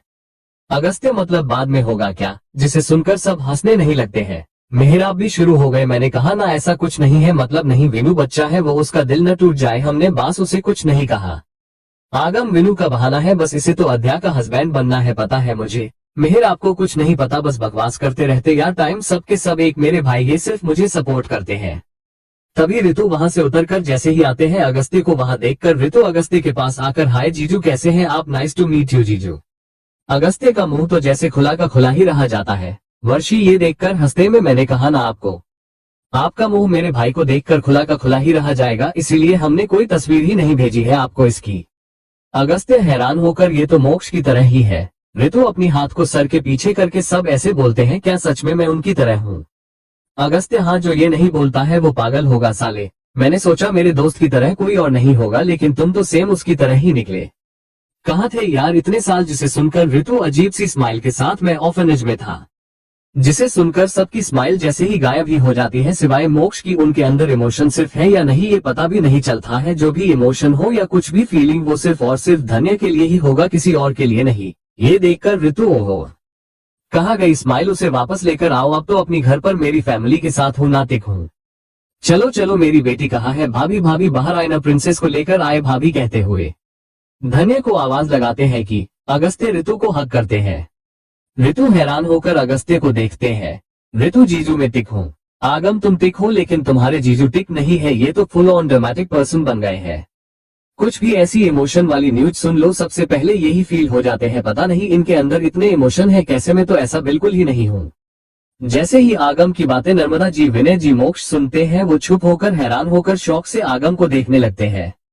आगम को पता ही नहीं कि जिसे वो अपना भाई समझ रहा है, फैमिली समझ रहा है, वो तो असल में उसकी फैमिली है ही नहीं, वो तो एक अनाथ है। वही क्यों, अगस्त्य भी अनाथ है, ये बात दोनों को ही पता नहीं है। मोक्ष बात को संभालते हुए, क्योंकि तुम इंसान ही नहीं हो। आगम मोक्ष को घूरकर, हमने तुम्हें कुछ नहीं कहा तो प्लीज तुम मेरी मुंह लगना मत। मोक्ष मुझे लड़कों के मुंह लगने का कोई शौक नहीं है, शायद ऐसी गंदी आदत तुम्हें होगी, मुझे नहीं। जिसे सुनकर आगम तो मोक्ष को घूरकर देखने लगते हैं कि प्रिया बास बास करिए, तुम लोग देखो देखो कौन आ रही है। जिसे सुनकर अगस्त्य जैसे ही ऊपर देखते हैं, धन्य अपनी बेटी को लेकर नीचे आ रही थी, जो कि इस वक्त बहुत ही क्यूट दिखाई दे रही थी। धन्य अगस्त्य को देखकर, भाई आप कब आए।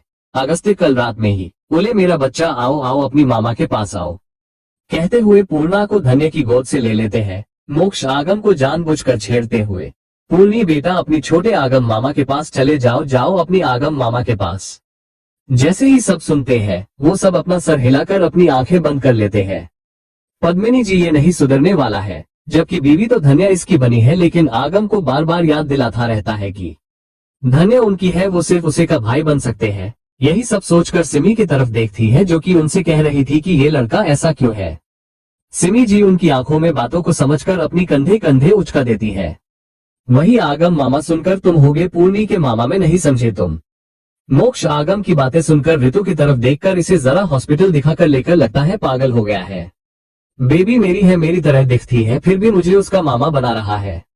आगम छिड़कर तुमसे बात करना बेकार है, आओ पूर्णी बेटा आओ मेरे पास, कहते हुए अपनी भाई के पास से पूर्णी को लेकर खेलाने लगते हैं कि पिया भी ऐसे ऐसे नहीं। आगम आप कर क्या रहे हैं। मोक्ष अगस्त्य एक दूसरे की शक्ल देखकर पिया की तरफ देखने लगते हैं कि आगम उन दोनों को पिया की तरफ देखते देख आप मेरी बीवी की तरफ देख क्यों रहे हैं। हाँ अगस्त्य पिया आगम को क्या कहा तुमने आप। पिया हाँ इसमें बड़ी बात क्या है, तुम टिक हो ना। अगस्त्य में टिक हूं, तुम मोक्ष भी तुम कहते हो, इस बेफाकूफ को आप क्यों। आगम अपनी कलर को उठाते हुए क्योंकि मैं तुम्हारे दोस्त का हस्बैंड हूँ एंड आप सब दोस्त है उसके। ऑफ कोर्स वो मुझे इज्जत देकर बात करेगी ना आपकी तरह, तुम तो नहीं कहेगी मुझे हस्बैंड हूँ, पति परमेश्वर हूँ मैं पिया के। समझे आप भी अब से इज्जत देकर बात करना मुझसे। जिसे सुनकर सब अपना सर हिला देते हैं। मोक्ष तुझे तो इज्जत मेरी सोच भी करेगी नहीं। आगम पहले टिक से बोलो, वो जूती भी नहीं बोले। मोक्ष पता है मैं जो पहना था ही नहीं वो मैं कैसे बोलो। हाँ वही पिया अगस्त्य की शाय नेचर से वाकिफ थी, इसलिए जानबूझकर अगस्त्य को छेड़ते हुए बोलो बोलो ना अगस्त्य, इतना शर्माते क्यों यार। अगस्त्य बात को बदलते हुए मोक्ष की तरफ देखकर प्रिंस कहाँ है, मुझे भी उसे देखना है, और मेरा एक और साला कहाँ है। मैं कुछ दिन क्या बाहर चल गया, घर में इतने सारे नए लोग आ गए, कहाँ है मेरा साला। वर्षी आ रहा है वो। मिहिर ताबी सीढ़ियों से उतरते हुए जैसे ही उनकी नजर अगस्त्य पर जाती है भागकर आकर अगस्त्य को हक करके जीजू अब आप कब आए हैं यहाँ। अगस्त्य भी उन्हें हैक करके कल रात में, लेकिन तुम्हारा क्या चल रहा, हस्बैंड बन गए, एक छोटी फैमिली भी तुमने बना ली, वेब से कभी मिलाने वाले हो तुम। जिसे सुनकर मिहिर वर्षी को घूर कर देखते हैं कि वर्ष अपनी नजरें नीचे करके मुझे मार देखना तुम, हमने कुछ नहीं बताया, हमने तुम्हारे बारे में नहीं क्यूट सा वीनू के बारे में ही सब बताया है। जिसे सुनकर मिहिर अपना सर हिलाकर तुझे तो मैं बाद में देख लूंगा कहकर अगस्त्य की तरफ देखकर ऐसा नहीं है जीजू ये सब बकवास कर रहे हैं, ऐसा कुछ होगा तो मैं ही आपको बताऊंगा ना, पहले इस वक्त ऐसा कुछ नहीं है। अगस्त्य मतलब बाद में होगा क्या। जिसे सुनकर सब हंसने नहीं लगते हैं। मिहिर आप भी शुरू हो गए, मैंने कहा ना ऐसा कुछ नहीं है, मतलब नहीं, वीनू बच्चा है, वो उसका दिल न टूट जाए, हमने बास उसे कुछ नहीं कहा। आगम वीनू का बहाना है, बस इसे तो अध्या का हस्बैंड बनना है, पता है मुझे। मिहिर आपको कुछ नहीं पता, बस बकवास करते रहते यार, टाइम सबके सब एक मेरे भाई, ये सिर्फ मुझे सपोर्ट करते हैं। तभी ऋतु वहां से उतरकर जैसे ही आते हैं अगस्त्य को वहां देखकर ऋतु अगस्त्य के पास आकर हाय जीजू कैसे हैं आप, नाइस टू मीट यू जीजू। अगस्त्य का मुंह तो जैसे खुला का खुला ही रहा जाता है। वर्षी ये देखकर हंसते में मैंने कहा ना आपको, आपका मुंह मेरे भाई को देखकर खुला का खुला ही रहा जाएगा, इसीलिए हमने कोई तस्वीर ही नहीं भेजी है आपको इसकी। अगस्त्य हैरान होकर ये तो मोक्ष की तरह ही है। ऋतु अपनी हाथ को सर के पीछे करके सब ऐसे बोलते हैं, क्या सच में मैं उनकी तरह हूँ। अगस्त्य हाँ जो ये नहीं बोलता है वो पागल होगा साले, मैंने सोचा मेरे दोस्त की तरह कोई और नहीं होगा, लेकिन तुम तो सेम उसकी तरह ही निकले। कहाँ थे यार इतने साल। जिसे सुनकर ऋतु अजीब सी स्माइल के साथ मैं ऑर्फनेज में था। जिसे सुनकर सबकी स्माइल जैसे ही गायब ही हो जाती है, सिवाय मोक्ष की। उनके अंदर इमोशन सिर्फ है या नहीं ये पता भी नहीं चलता है। जो भी इमोशन हो या कुछ भी फीलिंग वो सिर्फ और सिर्फ धन्या के लिए ही होगा, किसी और के लिए नहीं। ये देखकर ऋतु ओहो कहाँ गई स्माइल, उसे वापस लेकर आओ, अब तो अपनी घर पर मेरी फैमिली के साथ हूँ नातिक हूँ। चलो चलो मेरी बेटी कहाँ है, भाभी भाभी बाहर आए ना, प्रिंसेस को लेकर आए भाभी कहते हुए धन्या को आवाज लगाते हैं कि अगस्त्य ऋतु को हक करते हैं। ऋतु हैरान होकर अगस्त्य को देखते हैं। ऋतु जीजू में टिक हूँ। आगम तुम टिक हो, लेकिन तुम्हारे जीजू टिक नहीं है, ये तो फुल ऑन ड्रामेटिक पर्सन बन गए हैं।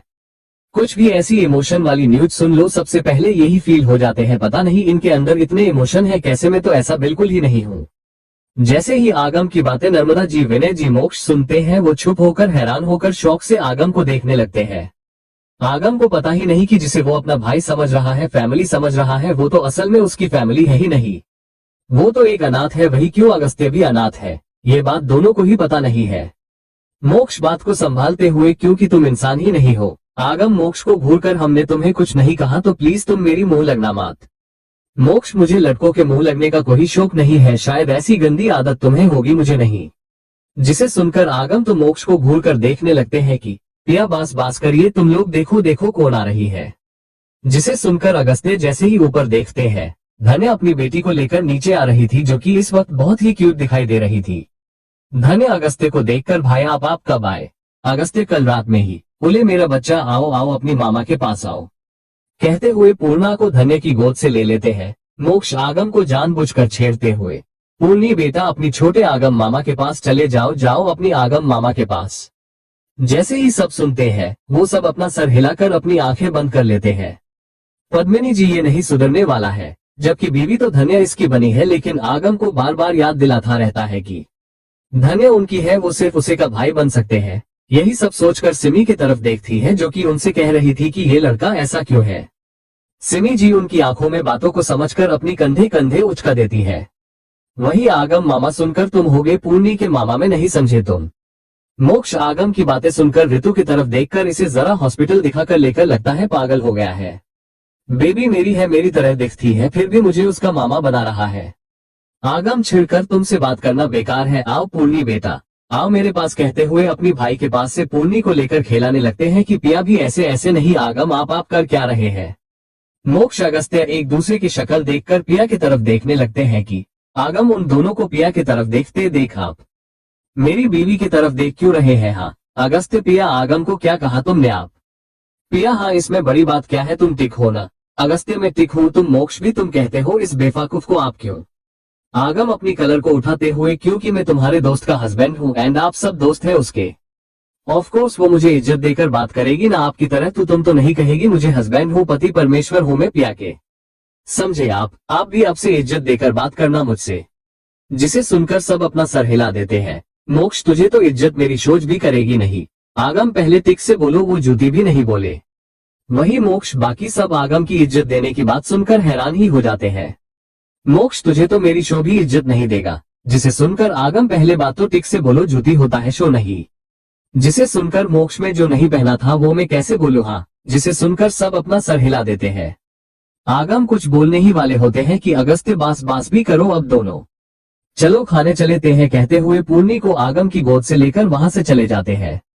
चले बेटा खाने, मामा को भूख लग रही है, चलो चलते हैं, कहकर वो चले जाते हैं कि सब बैठकर खाने लगते हैं कि मोक्ष खाते हुए हो गया क्या तेरा काम? जिसे सुनकर अगस्त्य हमने कल ही काम कुछ ज्यादा ही जल्दी में हो गया है। जिसे सुनकर मोक्ष इमरान अंकुश रिया का क्या वो लोग भी आ गए हैं क्या? अगस्त्य हाँ वो भी मेरे साथ ही आ गए हैं। धन्य जल्दी से इमरान भाई का अनन्या जी के साथ कुछ भी हुआ है क्या? अगस्त्य नहीं कुछ हुआ ही नहीं, वो तो इतना जिद्दी है कि खुद को रोक कर बैठा है, अपनी दिल की बात कहने से ही रोक कर बैठा है। पता नहीं अपनी दिल की बात कब ही कहेगा। अनन्या से कहकर खाने लगते हैं कि धन्य पता नहीं अपनी दिल की बातों को समझेंगे। ऋतु धन्य से कह देते हैं कि उसने संपत से बात कर ली, शूटिंग कुछ ही दिन में स्टार्ट होने वाला है, तो कल या परसों स्क्रिप्ट मिल जाएगा तो अच्छे से प्रिपेयर होने को कहते हैं कि धन्य कैसे में ऋतु पूर्णी होगी हमारी साथ कैसे? ऋतु आप उसकी टेंशन मत लो भाभी, हमने संपत से कह दिया है कि उनके भाई के बेटी को आप संभाल रहे हैं, तो कभी कभी आप सेट पर पूर्णी को लेकर जा सकते हैं। ऊपर से हम दोनों तो आपके साथ ही होंगे न, हम देख लेंगे। कहते हुए धन्य को समझने लगते हैं कि धन्य टिक है, कहकर मान जाती है। उन सब की ब्रेकफास्ट करते ही मोक्ष वहां से अपनी ऑफिस के लिए निकलने ही लगते हैं कि अगस्त्य वेट मोक्ष वही रुक। मोक्ष जाते जाते रुक कर क्या हुआ? अगस्त्य आज ही हम यहाँ से जा रहे हैं हमारे घर। मोक्ष हो कि टिक है, लेकिन तुम्हें जाने की क्या जरूरत है, ये घर भी तो तुम्हारा ही है ना।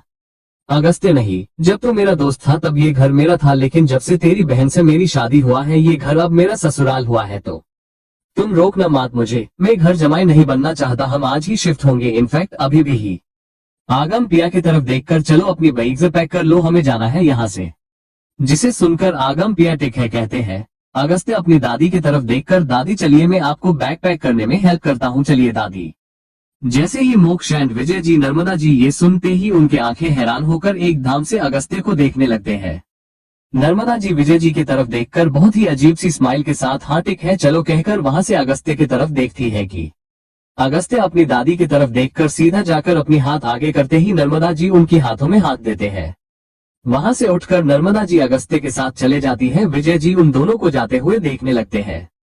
उन्हें बहुत ही अजीब वाली फीलिंग होने लगता है, वो भी वहां से चले जाते हैं। मोक्ष पद्मिनी जी ये देखने लगते हैं दूर से, लेकिन कुछ नहीं कहते हैं। वहीं नर्मदा जी की बैग पैक करने लगते हैं अगस्त्य, जिसे देखकर नर्मदा जी कुछ नहीं कहती हैं, बस अगस्त्य को अपनी कपड़े पैक करते हुए देखने लगती है। उन्हें फिर से विजय जी को छोड़कर जाने का मन तो नहीं था, लेकिन फिर से उन्हें छोड़कर जाना पड़ रहा है। वो तो विजय जी के साथ ऐसे ही खुश थी, बहुत ही खुश। उन्हें तो विजय जी के साथ ऐसे ही रहना पसंद है, मतलब उनकी शादी तो हुआ ही नहीं, उनकी किस्मत में ये ही नहीं था, लेकिन वो तभी खुश थी विजय के साथ रहा कर। लेकिन अब उन्हें फिर से जो जाना पड़ रहा था, लेकिन खुद को समझने की आदत जो पहले से ही उन्हें थी, तो उन्हें जैसे ये आदत जी हो गई थी, अब उन्हें कुछ नया नहीं लग रहा था। वहीं दूसरी तरफ विजय जी की हालत भी कुछ ठीक नहीं थी, वो भी तो ऐसे बाहर देख रहे थे, लेकिन कुछ नहीं कहते हैं। वो चाहकर भी नर्मदा जी को रोक नहीं पाते हैं, वो ऐसे कर ही नहीं सकते हैं। वहीं अगस्त्य अपनी दादी की बैग लेकर अपनी दादी की हाथ को अपनी एक हाथ से पकड़कर लेकर आने लगते हैं। मोक्ष उन्हें देखकर खड़े हो जाते हैं सोफे से। वहीं विजय जी भी वहां आ जाते हैं अपनी प्यार को देखने, जो कि अब इस घर को छोड़कर जो जा रही है, फिर से उन्हें अकेले छोड़कर। दोनों के बीच इस वक्त कोई रिश्ता नहीं था, लेकिन वो बस ऐसे ही बेनाम रिश्ते से खुश थे, बहुत खुश। उन दोनों की जिंदगी में इन 2 या 3 महीने ही बहुत ही खूबसूरत पल थे, जो उन्होंने इन 2 महीनों में बिताया था, एक दूसरे से बहुत ही खुश थे। वहीं बाकी सब भी अपने अपने बैग लेकर आकर खड़े हो जाते हैं। सारे घर वाले एक दूसरे से मिलने लगते हैं। मोक्ष अपनी दादू एंड नर्मदा जी को देखने लगते हैं, क्योंकि उन्हें ही पता था इन दोनों का दर्द, जो वो किसी को बता भी नहीं सकते हैं। नर्मदा जी के पद्मिनी जी के गले मिलकर तो उनकी आंखों में जैसे आंसू ही आ जाते हैं। पद्मिनी जी, ये देखकर तुम रो क्यों रही हो? नर्मदा जी एक छोटी स्माइल के साथ, क्योंकि आपसे मुझे बड़े बहन वाला प्यार मिला है, मुझे जो इतने सालों से किसी के पास नहीं मिला, मुझे इस घर में सिर्फ 3 ही महीने में मिला है, तो आंसू आएंगे ना, कहते हुए अपनी आंसू को साफ करने लगती है। लेकिन मोक्ष को पता था उन्हें किस लिए आंसू आ रहे हैं। विजय जी नर्मदा जी की बातें सुनकर तो उन्हें पता चल जाता है कि वो फिर से अपनी प्यार को खुद से दूर होते हुए देखकर भी कुछ नहीं कर पाएंगे। वो तभी डरपोक थे, अब भी है, अभी भी रोक नहीं पा रहे हैं। तब अपनी बड़ों की इज्जत बचाने के लिए, अब अपनी इज्जत बचाने के लिए, तब अपनी बड़ों के कारण, अब अपनी बच्चों के कारण वो कुछ नहीं कर पाते हैं। सॉरी, मैं आज मेरी नानी के घर पर हूँ। आज हमारी नानी के गांव पर कृष्ण जी की मूर्ति की स्थापना किया है, हम वही आए हैं। आज पूरा दिन मेरा वही निकल गया है। छोटा चैप्टर ही मिलेगा आपको एंड सेकंड चैप्टर भी यही मिलेगा, तो don't waste your coins, sorry. वही मोक्ष बाकी सब आगम की इज्जत देने की बात सुनकर हैरान ही हो जाते हैं। मोक्ष, तुझे तो मेरी शो भी इज्जत नहीं देगा। जिसे सुनकर आगम, पहले बात तो ठीक से बोलो, जूती होता है शो नहीं। जिसे सुनकर मोक्ष में जो नहीं पहना था वो मैं कैसे बोलूं? हाँ, जिसे सुनकर सब अपना सर हिला देते हैं। आगम कुछ बोलने ही वाले होते हैं कि अगस्त्य बास बास भी करो अब दोनों, चलो खाने चलेते हैं, कहते हुए पूर्णी को आगम की गोद से लेकर वहां से चले जाते हैं। चले बेटा खाने, मामा को भूख लग रही है, चलो चलते हैं, कहकर वो चले जाते हैं। कि सब बैठकर खाने लगते हैं। कि मोक्ष खाते हुए, हो गया क्या तेरा काम? जिसे सुनकर अगस्त्य, हमने कल ही काम कुछ ज्यादा ही जल्दी में हो गया है। जिसे सुनकर मोक्ष, इमरान, अंकुश, रिया का क्या वो लोग भी आ गए हैं क्या? अगस्त्य, हाँ वो भी मेरे साथ ही आ गए हैं। धन्य, जल्दी से इमरान भाई का अनन्या जी के साथ कुछ भी हुआ है क्या? अगस्त्य, नहीं कुछ हुआ ही नहीं, वो तो इतना जिद्दी है कि खुद को रोक कर बैठा है, अपनी दिल की बात कहने से ही रोक कर बैठा है। पता नहीं अपनी दिल की बात कब ही कहेगा, अनन्या से कहकर खाने लगते हैं। कि धन्य, पता नहीं अपनी दिल की बातों को समझेंगे। ऋतु धन्य से कह देते हैं कि उसने संपत से बात कर ली, शूटिंग कुछ ही दिन में स्टार्ट होने वाला है, तो कल या परसों स्क्रिप्ट मिल जाएगा, तो अच्छे से प्रिपेयर होने को कहते हैं। कि धन्य, कैसे में ऋतु पूर्णी होगी हमारी साथ कैसे? ऋतु, आप उसकी टेंशन मत लो भाभी, हमने संपत से कह दिया है कि उनके भाई के बेटी को आप संभाल रहे हैं, तो कभी कभी आप सेट पर पूर्णी को लेकर जा सकते हैं। ऊपर से हम दोनों तो आपके साथ ही होंगे न, हम देख लेंगे, कहते हुए धन्य को समझने लगते हैं। कि धन्य टिक है कहकर मान जाती है। उन सब की ब्रेकफास्ट करते ही मोक्ष वहां से अपनी ऑफिस के लिए निकलने ही लगते हैं। कि अगस्त्य, वेट, मोक्ष वही रुक। मोक्ष जाते जाते रुक कर, क्या हुआ? अगस्त्य, आज ही हम यहाँ से जा रहे हैं हमारे घर। मोक्ष, हो के टिक है, लेकिन तुम्हें जाने की क्या जरूरत है, ये घर भी तो तुम्हारा ही है ना। अगस्त्य, नहीं, जब तो मेरा दोस्त था तब ये घर मेरा था, लेकिन जब से तेरी बहन से मेरी शादी हुआ है, ये घर अब मेरा ससुराल हुआ है, तो तुम रोक न मत मुझे, मैं घर जमाई नहीं बनना चाहता, हम आज ही शिफ्ट होंगे, इनफैक्ट अभी भी ही। आगम पिया की तरफ देखकर, चलो अपनी बैग से पैक कर लो, हमें जाना है यहाँ से। जिसे सुनकर आगम पिया टिक है कहते हैं। अगस्त्य अपनी दादी की तरफ देखकर, दादी चलिए मैं आपको बैग पैक करने में हेल्प करता हूँ, चलिए दादी। जैसे ही मोक्ष एंड विजय जी, नर्मदा जी ये सुनते ही उनकी आंखें हैरान होकर एकदम से अगस्त्य को देखने लगते हैं। नर्मदा जी विजय जी की तरफ देखकर बहुत ही अजीब सी स्माइल के साथ, हाँ ठीक है चलो कहकर वहां से अगस्त्य की तरफ देखती है। कि अगस्त्य अपनी दादी की तरफ देखकर सीधा जाकर अपनी हाथ आगे करते ही नर्मदा जी उनकी हाथों में हाथ देते हैं। वहां से उठकर नर्मदा जी अगस्त्य के साथ चले जाती हैं। विजय जी उन दोनों को जाते हुए देखने लगते हैं। उन्हें बहुत ही अजीब वाली फीलिंग होने लगता है। वो भी वहां से चले जाते हैं। मोक्ष पद्मिनी जी ये देखने लगते हैं दूर से, लेकिन कुछ नहीं कहते हैं। वहीं नर्मदा जी की बैग पैक करने लगते हैं अगस्त्य, जिसे देखकर नर्मदा जी कुछ नहीं कहती है, बस अगस्त्य को अपनी कपड़े पैक करते हुए देखने लगती है। उन्हें फिर से विजय जी को छोड़कर जाने का मन तो नहीं था, लेकिन फिर से उन्हें छोड़कर जाना पड़ रहा है। वो तो विजय जी के साथ ऐसे ही खुश थी, बहुत ही खुश। उन्हें तो विजय जी के साथ ऐसे ही रहना पसंद है। मतलब उनकी शादी तो हुआ ही नहीं, उनकी किस्मत में ये है ही नहीं था, लेकिन वो तभी खुश थी विजय के साथ रहा कर। लेकिन अब उन्हें फिर से जो जाना पड़ रहा था, लेकिन खुद को समझने की आदत जो पहले से ही उन्हें थी, तो उन्हें जैसे ये आदत जी हो गई थी। अब उन्हें कुछ नया नहीं लग रहा था। वहीं दूसरी तरफ विजय जी की हालत भी कुछ ठीक नहीं थी। वो भी तो ऐसे बाहर देख रहे थे, लेकिन कुछ नहीं कहते हैं। वो चाहकर भी नर्मदा जी को रोक नहीं पाते हैं, वो ऐसे कर ही नहीं सकते हैं। वहीं अगस्त्य अपनी दादी की बैग लेकर अपनी दादी के हाथ को अपनी एक हाथ से पकड़कर लेकर आने लगते हैं। मोक्ष उन्हें देखकर खड़े हो जाते हैं सोफे से। वहीं विजय जी भी वहां आ जाते हैं अपनी प्यार को देखने, जो कि अब इस घर को छोड़कर जो जा रही है। फिर से उन्हें अकेले छोड़कर दोनों के बीच इस वक्त कोई रिश्ता नहीं था, लेकिन वो बस ऐसे ही बेनाम रिश्ते से खुश थे, बहुत खुश। उन दोनों की जिंदगी में इन 2 या 3 महीने ही बहुत ही खूबसूरत पल थे, जो उन्होंने इन 2 महीनों में बिताया था। एक दूसरे से बहुत ही खुश थे। वहीं बाकी सब भी अपने अपने बैग लेकर आकर खड़े हो जाते हैं। सारे घर वाले एक दूसरे से मिलने लगते हैं। मोक्ष अपनी दादू एंड नर्मदा जी को देखने लगते हैं, क्योंकि उन्हें ही पता था इन दोनों का दर्द, जो वो किसी को बता भी नहीं सकते हैं। नर्मदा जी के पद्मिनी जी के गले मिलकर तो उनकी आंखों में जैसे आंसू ही आ जाते हैं।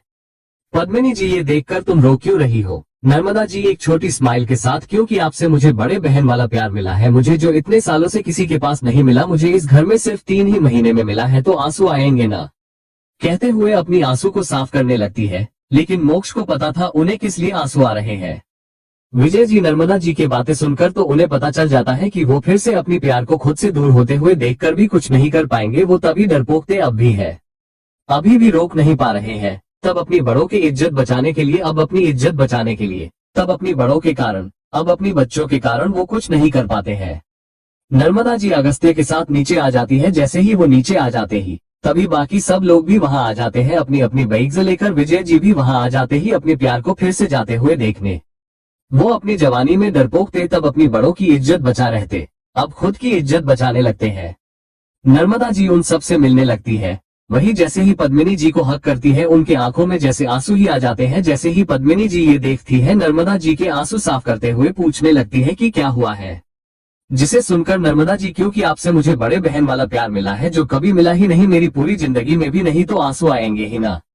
मोक्ष विजय जी को पता था उन्हें और किस बात के लिए दर्द हो रहता। नर्मदा जी आखिरी में विजय जी की तरफ देखकर जा रही हो कहकर सबसे मिलकर जैसे ही जाते हुए आखिरी बार विजय जी की तरफ देखकर एक छोटी स्माइल करते ही विजय जी के आंखों में जैसे आंसू ही आ जाते हैं, जिन्हें वो रोक लेते हैं। उनकी पकड़ छड़ी पर कस जाती है।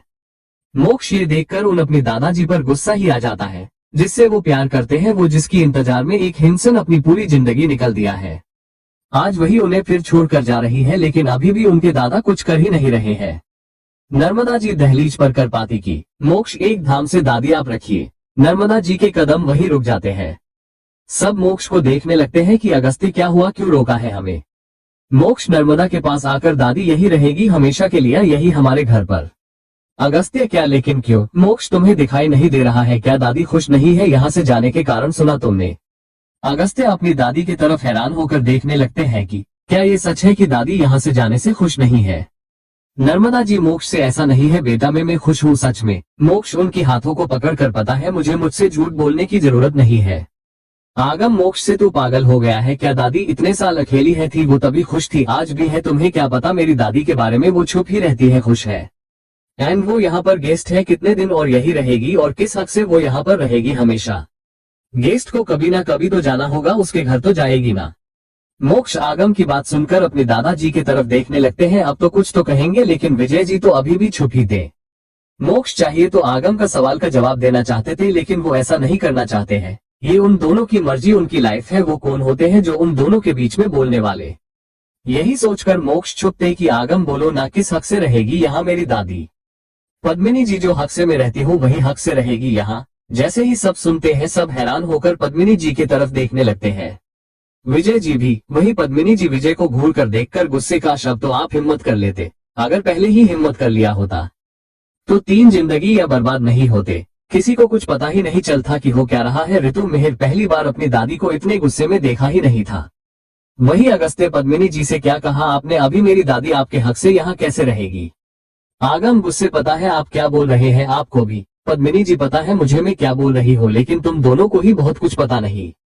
क्या जानते हो अपनी दादी के बारे में। हाँ, क्या तुम्हें खुश दिखती है क्या? क्या तुमने कभी जानने की कोशिश की वो उस घर से बाहर क्यों नहीं निकली है और अचानक यहाँ हमारे साथ आ क्यों गई है। जो लेडी अपनी घर को छोड़कर नहीं आई है, पूरे 70 साल एक ही घर में रही है, ऐसे अचानक कैसे किसी के भी साथ कैसे क्या आ गई। हमें तो बस कुछ दिन पहले ही मिली है। तुम्हें पता है नहीं ना, तो सुनो तुम दोनों को ही अपनी जिंदगी का बहुत बड़ा सच आज पता चल जाएगा। तुमने सोचा ही नहीं होगा ऐसा कुछ होगा, नहीं कहीं तुम्हें ये सच पता चल जाएगा। यही सोचकर तुम्हारी दादी अपनी दर्द को छुपा कर बैठी है, लेकिन आज पता चल जाना चाहिए तुम्हें ये सच। आप दोनों के कारण तुम्हारी दादी अपनी प्यार से दूर जाना पड़ रहा है। जिसे सुनकर वो दोनों ही हैरान हो जाते हैं कि विजय जी की तरफ देखने लगते हैं। नर्मदा जी आप ये कैसे बातें बोल रहे हैं, ऐसा कुछ नहीं है। जिसे सुनकर पद्मिनी, ऐसा ही है ना विजय। जिसे सुनकर विजय कुछ न बोलते देख पद्मिनी फिर से आप यही गलती कर रहे हैं। नर्मदा जी की तरफ देखकर तुमने गलत इंसान से प्यार कर बैठा है। नर्मदा जो कि अपने प्यार के लिए खड़े होना भी जानता नहीं। अब तो कुछ होगा नहीं, फिर भी अपनी दिल की बात सबके सामने कहना जानता ही नहीं, कहकर विजय जी को कुछ बोलने ही वाली होती है कि विजय जी हाँ करता हूँ मैं नर्मदा से प्यार, अब से नहीं मेरी जवानी के दिनों से करता हूँ। सुन लिया आप सबने। जैसे ही सब सुनते हैं सब हैरान और शौक होकर देखने लगते हैं। विजय जी अगस्त्य के पास जाकर तेरी दादी से प्यार करता हूँ, लेकिन हमने शादी नहीं कर पाए। हमें इंडियन बुलाकर मेरे बाबा ने पद्मिनी ने से शादी कर दी जबरदस्ती से, वरना खुद मारने की धमकी दिया है मुझे।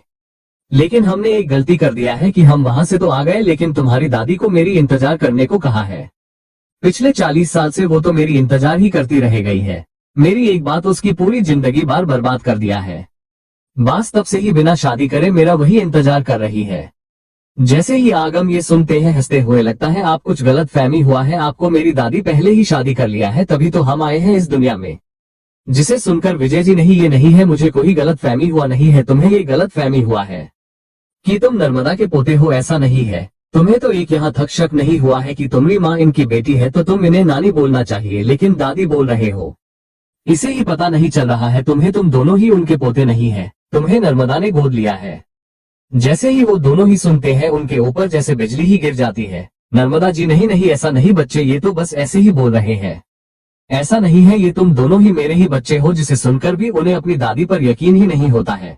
विजय जी के बात भी सही थी, नानी है नर्मदा जी न की दादी। उन्होंने इतनी छोटी बात पर ध्यान दिया ही क्यों नहीं। आगम अगस्त्य एक दूसरे को देखकर, मतलब हम दोनों ही अनाथ है। मोक्ष तुम दोनों ही अनाथ हो, तुम दोनों को ही इंडिया में हमारे ही आश्रम से गोद लिया है। अगस्त्य तो अनाथ नहीं है, जिसे तुम माँ समझ रहे हो, उनका ही बेटा है, लेकिन उन्होंने नर्मदा जी के पास जाकर गए हैं अगस्त्य को भाई चाहिए सोचकर आगम को वही अनाथ आश्रम से आगम को गोद लिया है। तभी तो आगम तुम 8 साल वहां बेचती है, नर्मदा जी तुम्हें पैसे स्वीट्स कपड़े लेकर बेचती है। तभी तो तुम्हें वही आश्रम में धन्य से पहली मुलाकात हुआ है, तुम्हें एक दूसरे के लिए फीलिंग आया है। जैसे ही आगम ये सुनते हैं उनकी जिंदगी तो पूरी तरह हिल चुकी थी, मतलब वो भी अनाथ है। धन्य की तरह उन्हें तो लग रहता वो तो अमीर है, बस गरीब बच्चों की मदद करने के लिए उनकी दादी उन्हें यहाँ बेचती है इंडिया। जैसे ही आगम ये सुनते हैं उन्हें तो झटक लगता है, नर्मदा जी ऐसा नहीं, आगम तो अभी भी मेरा ही बच्चा है। ये सब कुछ भी क्यों न बोल दे, ये दोनों ही मेरे बच्चे हैं। जैसे ही ये कहते हुए उनकी आंखों से तो जैसे आंसू ही आ जाते हैं। अगस्त्य इस सदमे से जल्दी बाहर ही आ जाते हैं, लेकिन आगम नहीं। अगस्त्य जल्दी से अपनी दादी के पास आकर हाँ हम आपके ही पोते हैं, आप टेंशन मत लीजिए कहते हुए नर्मदा जी को हक कर लेते हैं। लेकिन आगम तो बहुत ही अजीब लगता है, उनका तो पूरी जिंदगी बदल चुकी थी। तो क्या करेगा आगम, इतने दिन आपको स्टोरी दिया है, पता नहीं ये महीने मेरे साथ क्या हुआ है, कुछ ठीक से नहीं चल रहा है। बहुत सारे प्रॉब्लम आ गए हैं, वो भी एक साथ स्टोरी ठीक से नहीं दे पा रही हूँ। सॉरी ना, माफ कर दीजिए मुझे, प्लीज मेरे साथ देना जब तक। कल पक्का देने की कोशिश करूंगी, पक्का। सॉरी, हाँ पता है आपको गुस्सा आएगा, लेकिन माफ कर देना मुझे। आज का 2nd चैप्टर भी यही होगा, तो प्लीज मुझे माफ कर देना, कोनीज वेस्ट मत करो। My shameless arrogant hubby, my dream boy is Korean, my friend become a my hubby. Narmada ji Agastya के साथ नीचे आ जाती है। जैसे ही वो नीचे आ जाते ही तभी बाकी सब लोग भी वहां आ जाते हैं अपनी अपनी बाइक से लेकर। विजय जी भी वहां आ जाते ही अपने प्यार को फिर से जाते हुए देखने। वो अपनी जवानी में डरपोक थे, तब अपनी बड़ों की इज्जत बचा रहते, अब खुद की इज्जत बचाने लगते हैं। नर्मदा जी उन सब से मिलने लगती है। वही जैसे ही पद्मिनी जी को हक करती है, उनकी आंखों में जैसे आंसू ही आ जाते हैं। जैसे ही पद्मिनी जी ये देखती है, नर्मदा जी के आंसू साफ करते हुए पूछने लगती है कि क्या हुआ है। जिसे सुनकर नर्मदा जी, क्योंकि आपसे मुझे बड़े बहन वाला प्यार मिला है जो कभी मिला ही नहीं मेरी पूरी जिंदगी में भी नहीं, तो आंसू आएंगे ही ना। मोक्ष विजय जी को पता था उन्हें और किस बात के लिए दर्द हो रहता। नर्मदा जी आखिरी में विजय जी की तरफ देखकर जा रही हो कहकर सबसे मिलकर जैसे ही जाते हुए आखिरी बार विजय जी की तरफ देखकर एक छोटी स्माइल करते ही विजय जी के आंखों में जैसे आंसू ही आ जाते हैं, जिन्हें वो रोक लेते हैं। उनकी पकड़ छड़ी पर कस जाती है। मोक्ष ये देखकर उन अपने दादाजी पर गुस्सा ही आ जाता है, जिससे वो प्यार करते हैं, वो जिसकी इंतजार में एक हिंसन अपनी पूरी जिंदगी निकल दिया है। आज वही उन्हें फिर छोड़कर जा रही है, लेकिन अभी भी उनके दादा कुछ कर ही नहीं रहे हैं। नर्मदा जी दहलीज पर कर पाती की मोक्ष एक धाम से दादी आप रखिए। नर्मदा जी के कदम वहीं रुक जाते हैं। सब मोक्ष को देखने लगते हैं कि अगस्त्य क्या हुआ, क्यों रोका है हमें। मोक्ष नर्मदा के पास आकर दादी यही रहेगी हमेशा के लिए, यही हमारे घर पर। अगस्त्य क्या, लेकिन क्यों? मोक्ष तुम्हें दिखाई नहीं दे रहा है क्या दादी खुश नहीं है यहाँ से जाने के कारण? सुना तुमने? अगस्त्य अपनी दादी की तरफ हैरान होकर देखने लगते हैं कि क्या ये सच है कि दादी यहाँ से जाने से खुश नहीं है। नर्मदा जी मोक्ष से ऐसा नहीं है बेटा, मैं खुश हूँ सच में। मोक्ष उनकी हाथों को पकड़कर पता है मुझसे झूठ बोलने की जरूरत नहीं है। आगम मोक्ष से तू पागल हो गया है क्या? दादी इतने साल अकेली है थी, वो तभी खुश थी, आज भी है। तुम्हें क्या पता मेरी दादी के बारे में? वो चुप ही रहती है, खुश है। एंड वो यहाँ पर गेस्ट है कितने दिन और यही रहेगी, और किस हक से वो यहाँ पर रहेगी हमेशा? गेस्ट को कभी ना कभी तो जाना होगा, उसके घर तो जाएगी ना। मोक्ष आगम की बात सुनकर अपने दादाजी की तरफ देखने लगते हैं। अब तो कुछ तो कहेंगे, लेकिन विजय जी तो अभी भी चुप ही थे। मोक्ष चाहिए तो आगम का सवाल का जवाब देना चाहते थे, लेकिन वो ऐसा नहीं करना चाहते हैं। ये उन दोनों की मर्जी, उनकी लाइफ है, वो कौन होते हैं जो उन दोनों के बीच में बोलने वाले। यही सोचकर मोक्ष चुप थे कि आगम बोलो ना, किस हक से रहेगी यहाँ मेरी दादी? पद्मिनी जी जो हक से मैं रहती हूँ वही हक से रहेगी यहाँ। जैसे ही सब सुनते हैं, सब हैरान होकर पद्मिनी जी की तरफ देखने लगते हैं। विजय जी भी वही। पद्मिनी जी विजय को घूर कर देखकर गुस्से का शब्द, तो आप हिम्मत कर लेते, अगर पहले ही हिम्मत कर लिया होता तो 3 जिंदगी या बर्बाद नहीं होते। किसी को कुछ पता ही नहीं चलता कि हो क्या रहा है। ऋतु मिहिर पहली बार अपनी दादी को इतने गुस्से में देखा ही नहीं था। वही अगस्त्य पद्मिनी जी से क्या कहा आपने? अभी मेरी दादी आपके हक से यहाँ कैसे रहेगी? आगम गुस्से, पता है आप क्या बोल रहे हैं? आपको भी? पद्मिनी जी पता है मुझे मैं क्या बोल रही हूँ, लेकिन तुम दोनों को ही बहुत कुछ पता नहीं। क्या जानते हो अपनी दादी के बारे में? हाँ, क्या तुम्हें खुश दिखती है क्या? क्या तुमने कभी जानने की कोशिश की वो उस घर से बाहर क्यों नहीं निकली है, और अचानक यहाँ हमारे साथ आ क्यों गई है? जो लेडी अपनी घर को छोड़कर नहीं आई है, पूरे 70 साल एक ही घर में रही है, ऐसे अचानक कैसे किसी के भी साथ कैसे क्या आ गई? हमें तो बस कुछ दिन पहले ही मिली है। तुम्हें पता है नहीं ना? तो सुनो तुम दोनों को ही अपनी जिंदगी का बहुत बड़ा सच आज पता चल जाएगा। तुमने सोचा ही नहीं होगा ऐसा कुछ होगा नहीं। Thanks for watching.